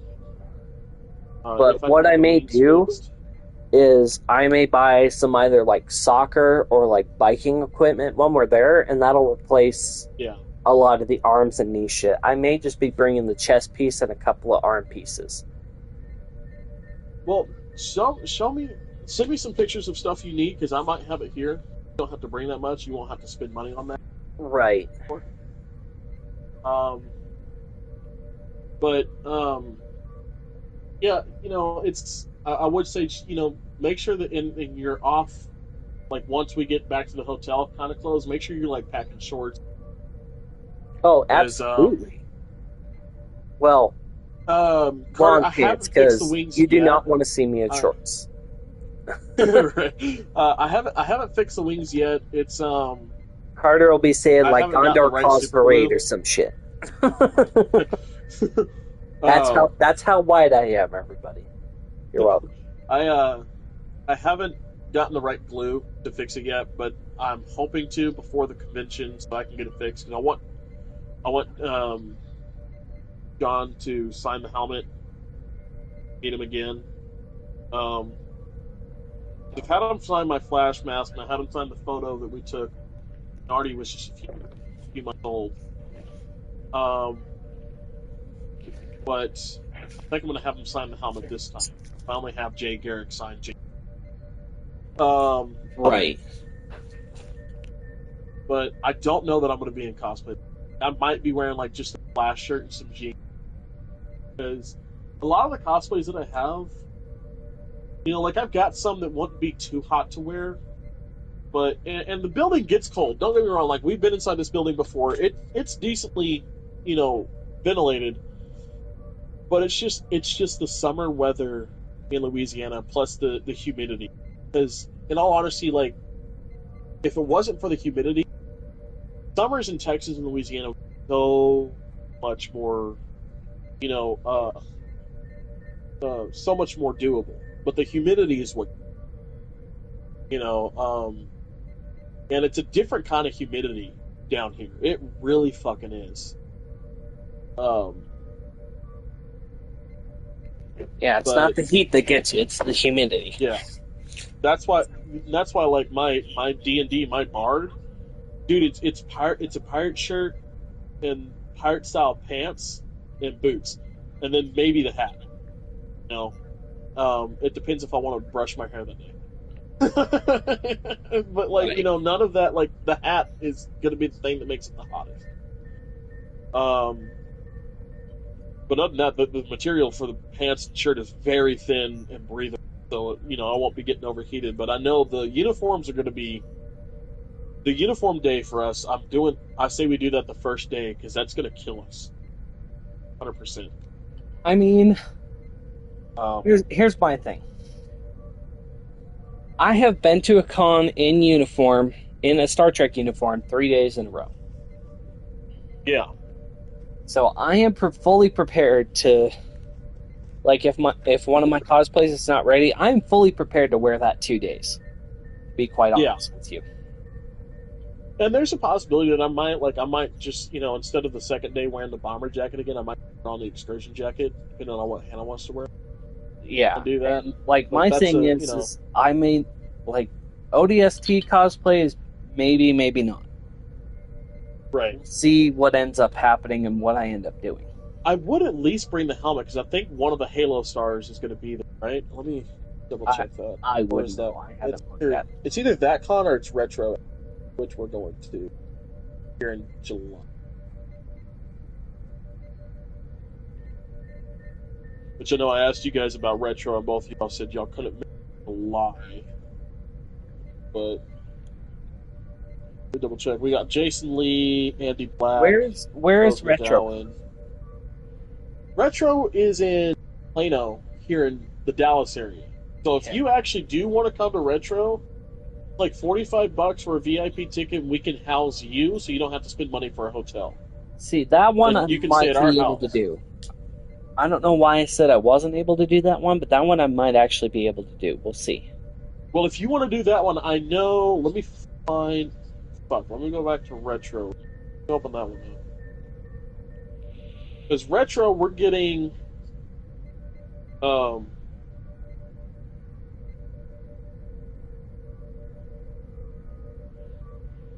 got Ray Park. We got Ray Park, who was Darth Maul in The Phantom Menace. He was Toad in X-Men. And several others. I mean, it's fucking Ray Park. We got Kel Mitchell from Kenan and Kel. A lot of the Avatar cast, and then Jeff Stetzer from Halo. And that one it may drive down to. Because Yeah. It is July 12th and 13th. Okay. Well, I don't know the autograph pricing. They don't have it up on the website right now. They haven't in a while, and it sucks. Shit, I may show up a couple days early so we can go see Superman. But we'll see. That's great. But yeah, they got a lot of the Avatar: The Last Airbender cast. A couple from Legend of Korra. Kel Mitchell, Ray Park, and Jeff Stetzer. Then they've got costume guest Robert Pruitt, known as Cosplay Odyssey, who has done like a Mecha Godzilla build. Oh shit! It's really cool. So, retro. I will say retro's pretty small. Yeah. I do love retro. Probably We've like gone the one to I every go single to. retro except for. Probably like the one I go to. Or probably like the one I went. Well, no. It's probably bigger than the one that I would normally go to. That's like an hour away from me. But it's probably smaller than the one I went to that was in Colorado Springs. Probably. Let's see. So for those of you who don't know, I live in Colorado. That's why it's 6 p.m. Central. Yeah. Brian Tochi, Robbie Rist, Ken Scott, Francis Chow, John Barrowman, Alan Ruck. I mean, honestly, coming down just to see you is like reason enough for me to go, to be quite honest with you. Right. Like, just for us to go and like hang out and like nerd out about shit is like reason enough for me to go, to be quite honest with you. It was Steve Downs that's coming to... No, Steve Downs was last year at GeekCon, that's right. Yeah, no, he's not coming this year. Steve Downs last year from Halo, Master Chief himself, that came to GeekCon. See, an Arbiter was at FanX last year. Yeah. I didn't get to meet him, unfortunately. Lines were too long and so on and so forth. Because Hazbin Hotel had like just come out or some bullshit like that. Oh, yeah.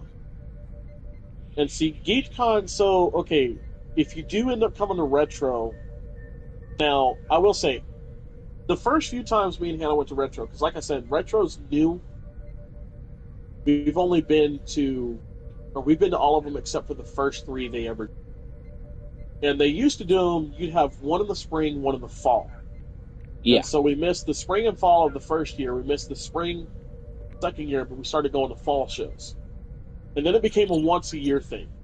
And last year, they went to a new hotel, new place, still in Plano, but a different place than where they normally went. And they had the Ninja Turtles. The guys were going to go meet in August at GeekCon. They were there. And Francis Chow. And then they had the actress of April O'Neil from the... And the problem is that Retro is so easy and cheap to get into that a lot of people signed up for that one so that they could go meet the Ninja Turtles. And they overcapacitated the building. It was the biggest Retro I'd ever seen. Right. And it was almost the size of Fan Expo Dallas, which is about, I think, I would say about 2/3 the size of Fan X Salt Lake. Yeah. So Fan X Salt Lake is huge. I went to it last year. It is fucking huge. At least on the days like when very well-known actors are going to be doing panels and shit. Oh, yeah. Little advice for all you con goers out there. FanX, if there's a day when, like, Lord of the Rings or something like that, there's a panel like that going on, it's going to be nuts. It's going to be nuts. It will take you at least an hour and a half or 2 hours to get in. Retro, typically, about 150 to somewhere in there. It's very small. And the building that they're going back to is the original building to be at this year. it sounds like a lot of people, but this building's actually pretty big in the way they opened it up. You're pretty much not gonna run it. Like, yeah, you're gonna run into some people walking around, but you're not gonna run into a lot of people. You know, it's but it's still a decent sized con. GeekCon, I would think I think GeekCon, and this is only 1 year. This is the second time I'm going to GeekCon, so I could be wrong. It's been last year's building last 10 years. Yeah, but last year seemed pretty small. Last year, GeekCon seemed pretty small. Quick question, Chris. Did you ever complete that mission we weren't able to complete? Retro. Oh, yeah. The Sela mission where we meet Sela again for the second time? Okay, yeah, I'm going to do that to give the... I'm going to do that mission right now to give the viewers a visual, like a better visual experience while we're fucking talking. Fair enough. But no, GeekCon, I would say, like, right in between Retro and Fan Expo. Like, there's still a lot of people that are going to be there, but not that many. Like, I'd say maybe 300 people max were there last year, and that was their busiest day, which was, I think, the second day. But also, GeekCon, it's a 2-story building. They use both floors for it. And last year they had a card show going on, which for those of you that don't know, a card show is like sports memorabilia, sports stars. That's where they had all them last year. And all the actors were on the first floor. That was my introduction to it. We wanted to go because they had Rafael Palmeiro, a former Texas Rangers baseball star, one of my absolute favorites, number 25. Fucking loved him. Loved watching him play as a kid. And then they had John C. McGinley, who was Dr. Cox on Scrubs, and I had to go see him. And then last minute they added Bill Farmer, who's been Goofy for 30 years. But he was also Sylvester in Sylvester, Foghorn Leghorn, and a couple others in Space Jam, the original. So I had him sign my Sylvester jersey, which he thought was cool. I showed him that, and he goes, "I've never signed one of these. This is so cool. Where did you get it?" I said, I found it on Walmart.com, and I fucking bought it, and this is what showed up, and I love it. So he thought it was awesome. He took a picture of it so he could show his wife and some friends of his that he got to sign a sports jersey like a sports star is exactly what he said.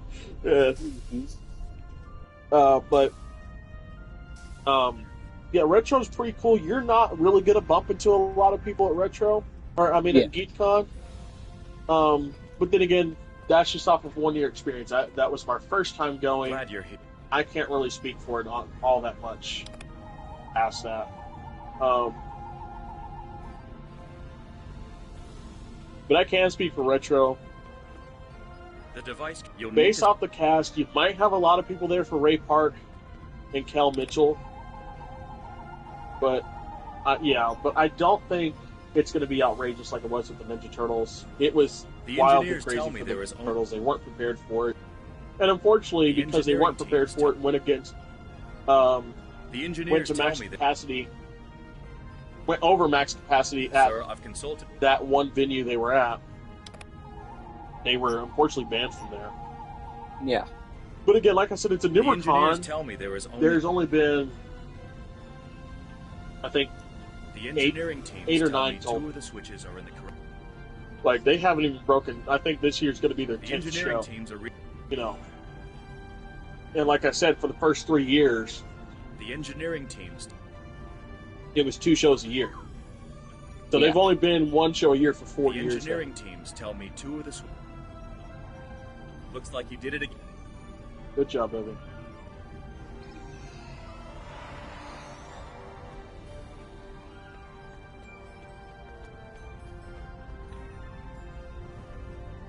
But yeah, if you want to come for Retro, let us know. We'll get that room ready for you. And I will tell you, we have access to the data banks of the based off the original building, if you want to wear your Starfleet uniform there, want to do a version of that there, that'd be the perfect building to do it. That one's cold as shit. I mean, that one I'd probably just do my regular one that's on TikTok.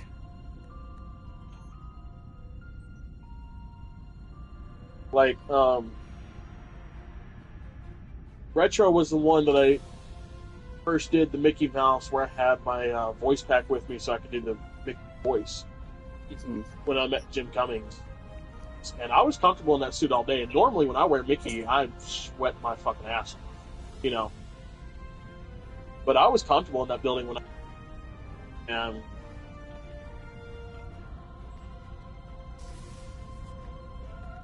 I just got a bad idea. Oh, God. What's the bad idea? Fascinating. So I have Jedi robes, right? But I don't have the boots for it. Oh, jeez. Mickey Mouse is a Jedi. Jesus Christ. Big part. Oh, boy. I bought your fandom. How do you feel about that, you son of a bitch?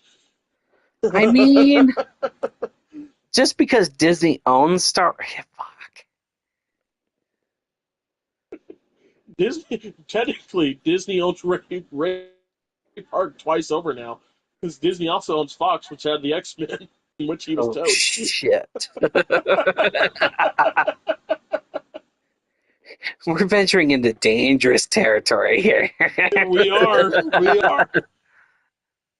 No, I think in all honesty, though, I don't think I'll take Mickey Mouse. It is fun to do Mickey, because no matter what, when I do Mickey, the kids... I was about to say, yeah, the kids. That's 100% who I cosplay for. The kids. Giving them the joy of seeing their favorite character walk around. Recommend we eliminate them before.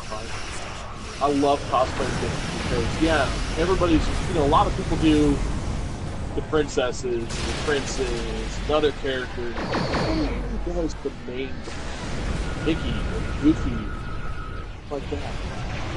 And because I can do the voice too, I can elevate my Mickey to the higher status. And every time I get kids coming up to me, just tears of joy in their face, and they get to hug Mickey Mouse, and they don't have to spend thousands of dollars to go to Disney.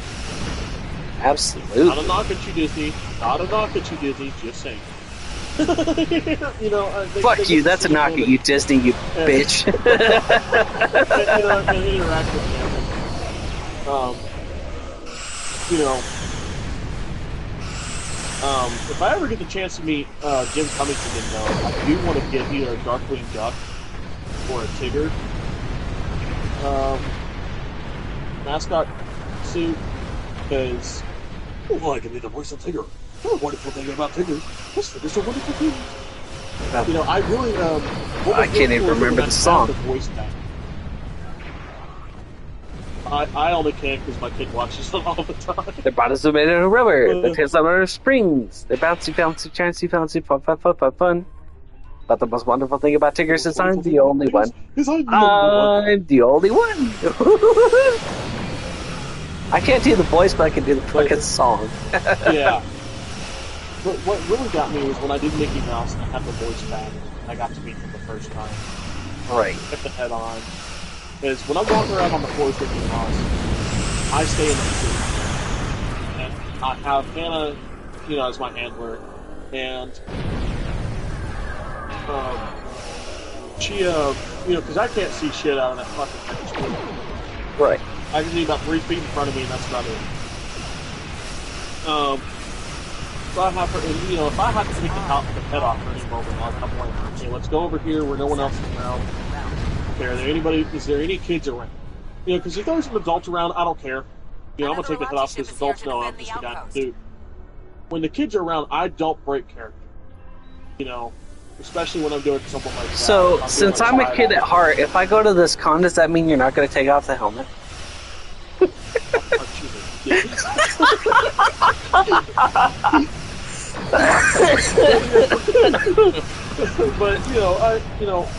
because I don't want to ruin the magic for you, because I did that one time. This kid had just walked up to me, and then him and his mom were walking away. I was getting real sweaty. I had to take the head off. I was getting lightheaded. Right. I hadn't put the cool packs in yet. I hadn't put the fans in it yet. So it was very rudimentary and very hot. And the kid had looked back and taken one last look at me. I was taking the head off. Oh shit! known to have. And from then on out, I made the vow, and I would never. Like, I get out of it so much, and like I'll take the gloves off, I'll take the little black coat off, and just have the red and white shirt, red pants, one piece on, and then I'll take the head off. So that way, it's very like. If you look at it, oh, he's Mickey Mouse, but if you don't, if you're a kid, don't really understand the character too well, you're like, oh, okay, it's just some dude dressed up as something. Well, weird. And if you think about it, like, so it doesn't break the magic for him. Like, if you think about it, Disney at one time they had like white 5-fingered gloves, so that they could interact with the guests. And the only reason I know that is thanks to Five Nights at Freddy's lore. Thanks, Matt Pat, you piece of shit. and one of the things I really want to do to up my game, because again, I do cosplay as a business.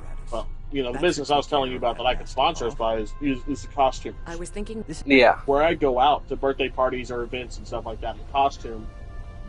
One of the things I want to do is something that Disney does. If you're going to be a face character, if you're going to be a character at all, they put you through a sign language course.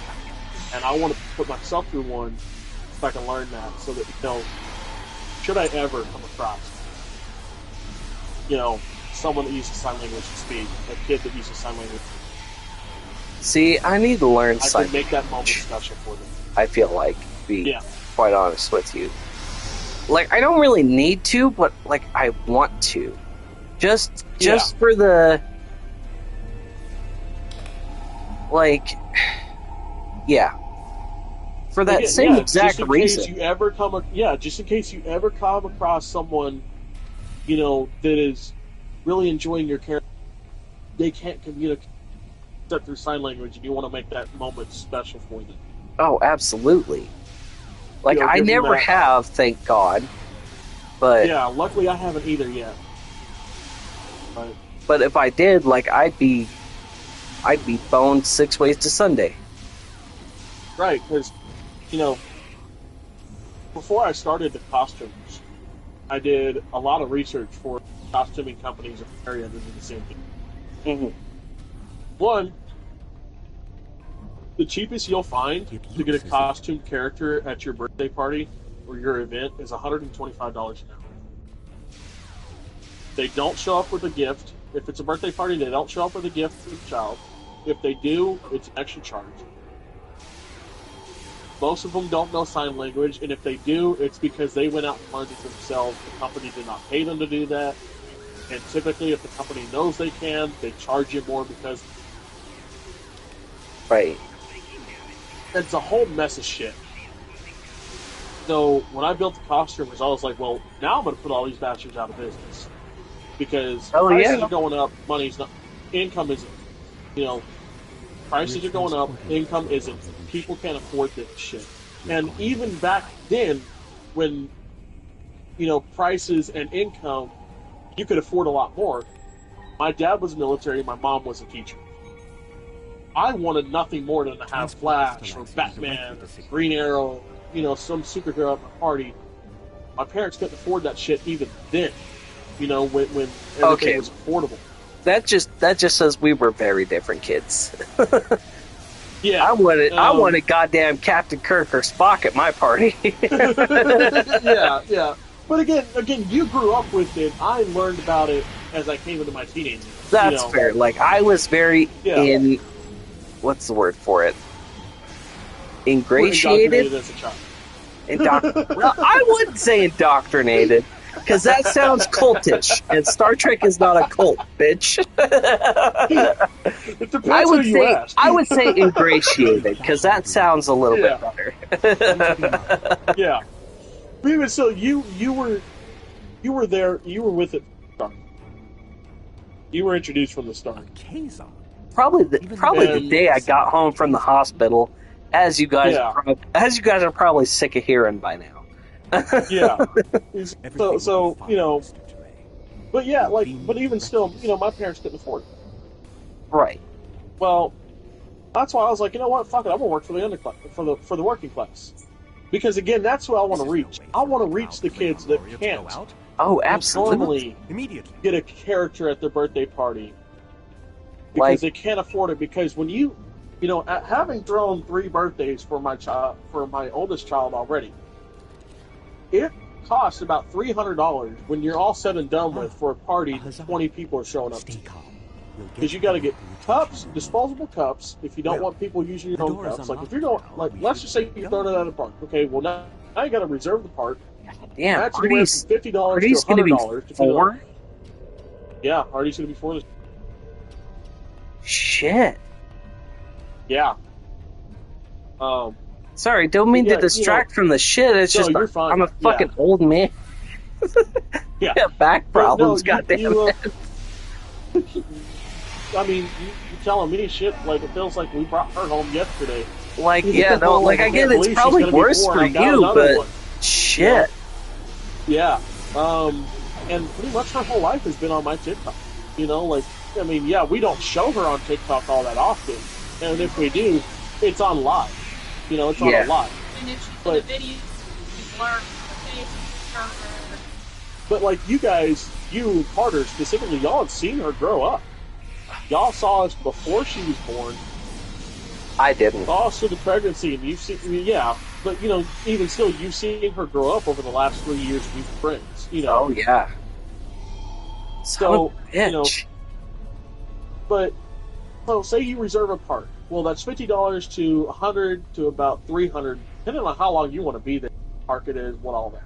So that, and I'm going off of the state of Texas, Dallas County. Okay.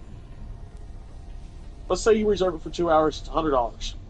Then you're going to go get the cake. The cake can range depending on how big you want, what you want on it, all that stuff. Let's say you get a $40 cake. Yeah. You're going to need cups and plates for 20 people. Luckily, that's about maybe a bag of peaks. Fucking heartbreaking, goddamn. Well, the plates are $20, cups are 10. So right there, you got $170. Right. Then, as the parent, you have to give invitations out. Maybe I should go back to the ship. Now, some parents, including my own, cut costs when they can, and they hand make them and send them out, or they email something. You know, just you're like a Facebook group. Another difference you and I had as a kid, like. I was expected to make the invitations when I was a kid. My parents wanted people to be able to read this shit, and my handwriting has never been good. I mean, my handwriting was good when I was a kid. I don't believe it. Yeah. And it has gotten worse. Oh, dude. My handwriting was shit. I mean, I'm left-handed, right? And left-handed people, you know, look, there are people that beat the stigma, but left-handed people, we don't have good handwriting as it goes. But yeah, I mean, and then as I've gotten older, you know, I drew the lucky end of the gene pool. I was right-handed. I am right-handed. Yeah. But, even to this day, I can't use my left hand. Yeah, but like, you know, being an EMT now, I've got the doctor's chicken scratch shit down. You know, like real quick notes here and there, and right. You know, got to make it fast to file my paperwork. But, you know, so, but still, let's say you buy invitations and you send them out, or you go through a company online and you send them out. Yeah. Because you want the invitation to look good and look nice. Well, if you go online, that's $30. If you buy them, that's about 50 to 60. Oh man, let's just go on the high end. Invitations were expensive. They're still expensive. Oh yeah, so let's go on the high end. You gotta be rich to buy invitations these days. Right. So we're gonna go on the high end. You're paying $60 for, you know, like printed physical invitations you can handle. So 170 just became $230. Right.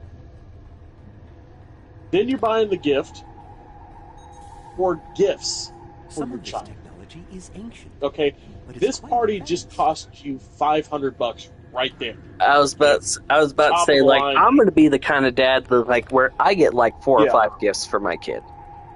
Right. I do. So I do not have line, children. $500. For those of you wondering, I do not have children. So I only have a basic grasp of what Chris is talking about here. Yeah. But so top of the line, you're $500 in the hole for a party for one day for 2 hours. Your kid wants Mickey Mouse to show up. Well, with my company, let's say you're not a teacher, you're not military, not a first responder. Okay.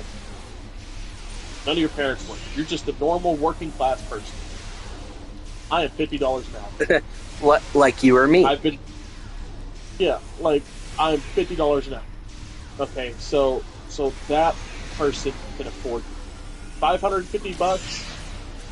When I show up, you're getting Mickey Mouse. You're not just getting a guy in a suit. You're getting Mickey Mouse. I'm gonna do the voice. I'm gonna say some of the lines, and then to top it all off, like I said, going back to these companies, don't typically bring a gift for the child, and if they do, it pays extra. You hire Mickey Mouse. I'm gonna go out and I'm gonna buy a gift based off of Mickey Mouse for the kid. I'm going to show up with that absolutely free of charge. That is an extra add-on that you get from me. You a real one. Yeah, because one, I'm not going to show up empty-handed to a birthday party. I don't care whose birthday party it is. If it's a birthday party for one of my friends and they're over 21, you want some beer? You want some liquor? You want a pack of smokes? You want a can of dip? You want me to take you out to eat?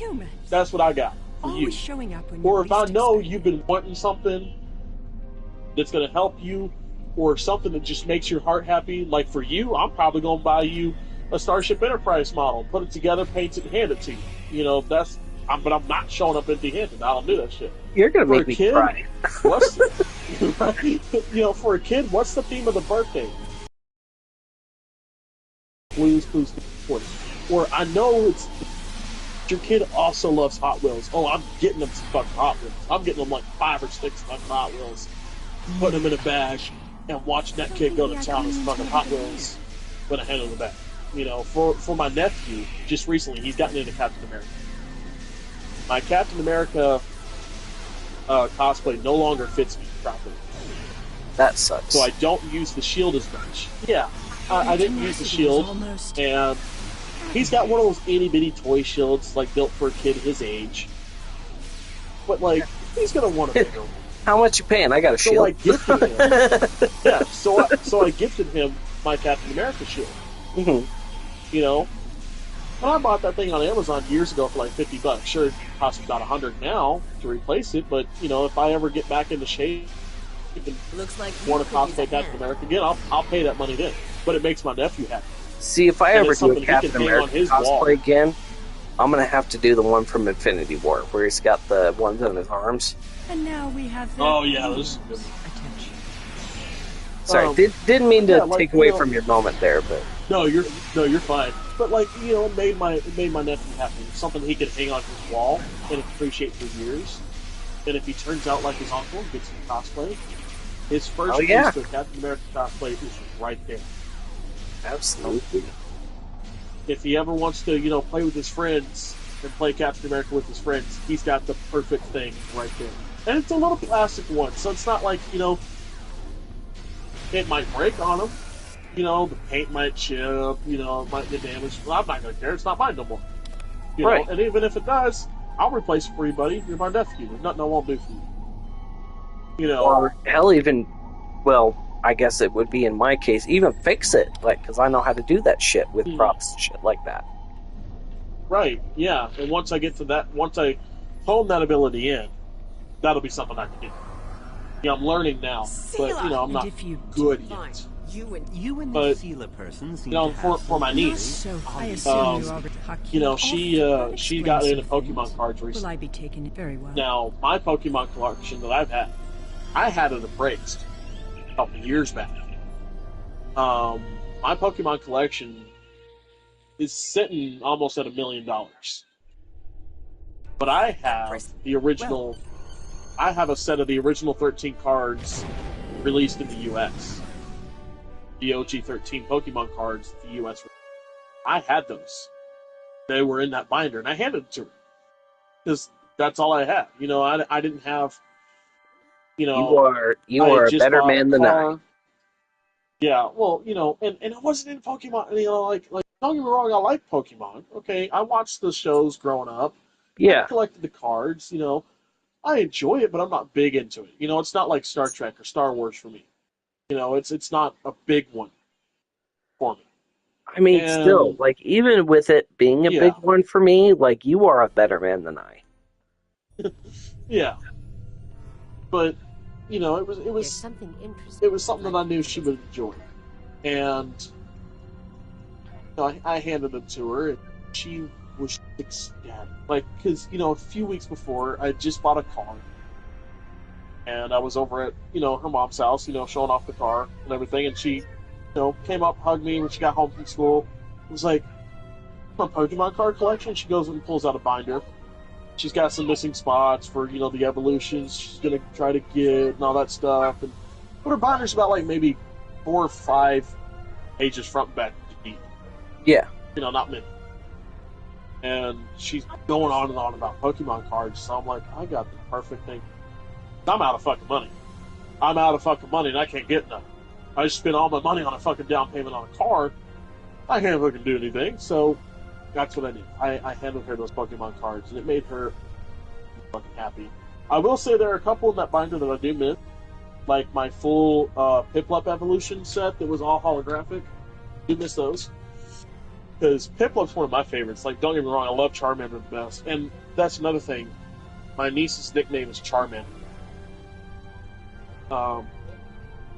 She was born with, and I shit you not, birthmark on her forehead looked like the flame on Charmander's tail. Pokemon cards. And her name starts with Char. So, Charmander's been her nickname for years. So I was like, this is the perfect thing. We all knew she was going to get into Pokemon, mostly because of her nickname. So I was like, this is perfect. I had like 4 or 5 different Charmander cards in there. I only kept one, though, because I got the Build-A-Bear... what's his name? Bulbasaur. I built the Bulbasaur. Bulbasaur, let them again, Yeah, general business. I go out to the local parks, dress as one of my... Try to get kids to... Oh my god, it's this... And no business cards. He's just been general business for this type of shit. Went to the park dressed as Jay Garrick. This one mom comes over to me and she goes, hey, my son's 8th birthday is going to be in a company. What other characters do you have? And about this time, kid realizes mom's talking to Jay Garrick, comes over, and so I do again. I took another thing from Disney, I'm friends with. And I listed all these characters. Kid heard Deadpool. Now, Deadpool, technically a rated R anti-hero, but he can be PG.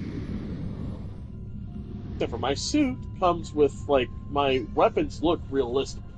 Like, my swords are hard plastic, but they can still do some damage. Use them right. My guns, the only difference between them and something that looks real is the fucking orange tip that I left on. So, I'm like, I could do Deadpool. I looked at the mom, I was like, I could talk to Deadpool, and she goes, way to make him kid-friendly. I was like, yeah. Again, I can't see shit in that fucking mask. Right. But I had one of my friends at the time that was in town. I was like, hey, you got a Shield Agent uniform, right? She's like, yeah. I was like, cool, you're coming with me to this birthday party. I handle it for the day. Get to the birthday party, I left all my weapons at home. I'm not going to bring those. It gets dangerous. And the only thing I, again, did not have money at the time. College tuition took all of that at that point in time. Mm-hmm. I had a Deadpool movie replica mask. Like, not a good one, like a cheap rubber one. Cost me, I think, like $12, $15 on Amazon. But it looked movie quality. It was pretty cool, but I could not fit in it. Like, I could put it on, but I couldn't Velcro it in the back. Yeah. I tried many ways to make it work, and I couldn't do it. So I just kind of use it as a display piece. Well, I'm like, fuck, I gotta show up with something. Because, again, I still hadn't told the parents that I was showing up with something. Because I don't do that. I just show up and it's a fucking surprise for everybody. Yeah. You know, because it makes it more fun, too.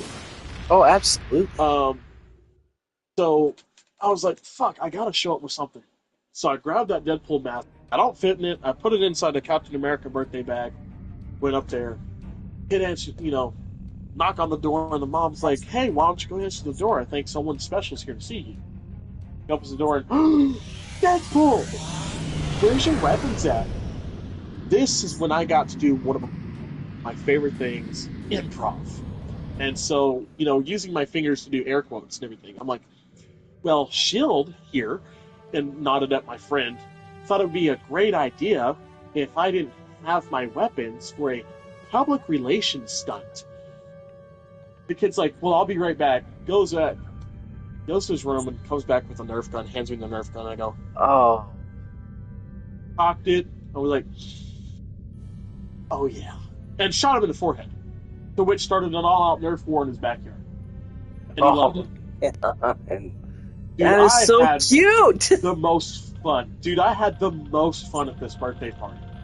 It was so much fun. And my friend played so well into it. She's such a great improv herself. Played so well into it. She was like, Wade, watch yourself. Wade, these are kids. Don't you want good public relations? And of course, fine, okay, I'll let him get up. Call me a woman, I but won't fuck shoot that. him. That gives me baby fever. Like, yeah,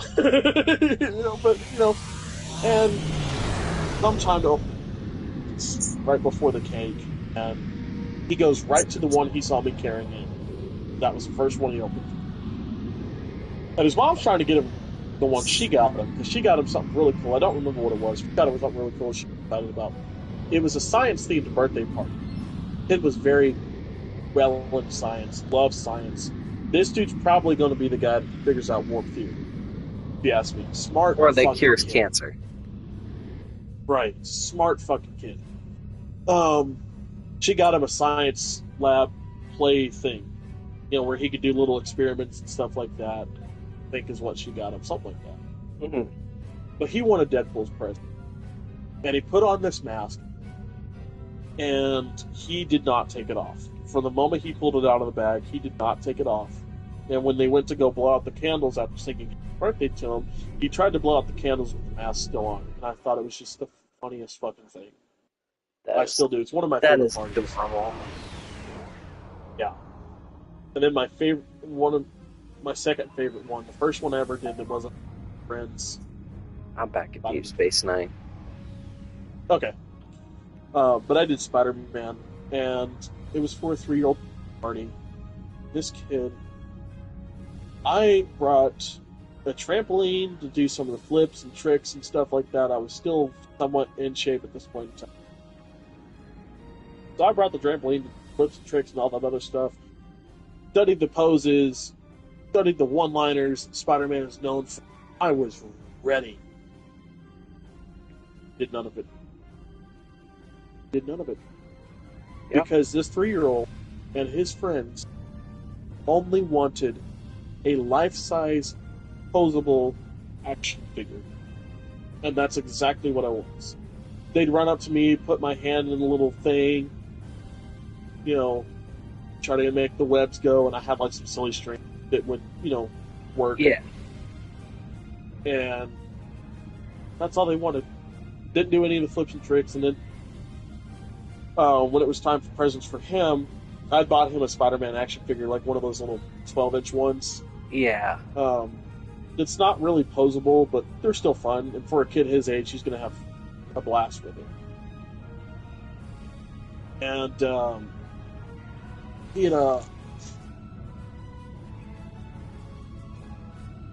he comes over, and they sat out a chair for him to sit in, buy all the presents that I handed him. And he's pulling me along through the house, and he sets me in that chair, sits in my lap, and opens up all of his presents like that. And it was just the coolest thing. You know, I had a lot of fun with that, and that was the day I knew that this was something I really, really want to do. You know, if I don't make it in voice, if I don't make it in acting, I want to make this my career. Because their imagination just runs wild. Oh, it does. It is so amazing to watch, and to be a part of it makes it that much more better. I was about to say, working with kids every day, I want to do.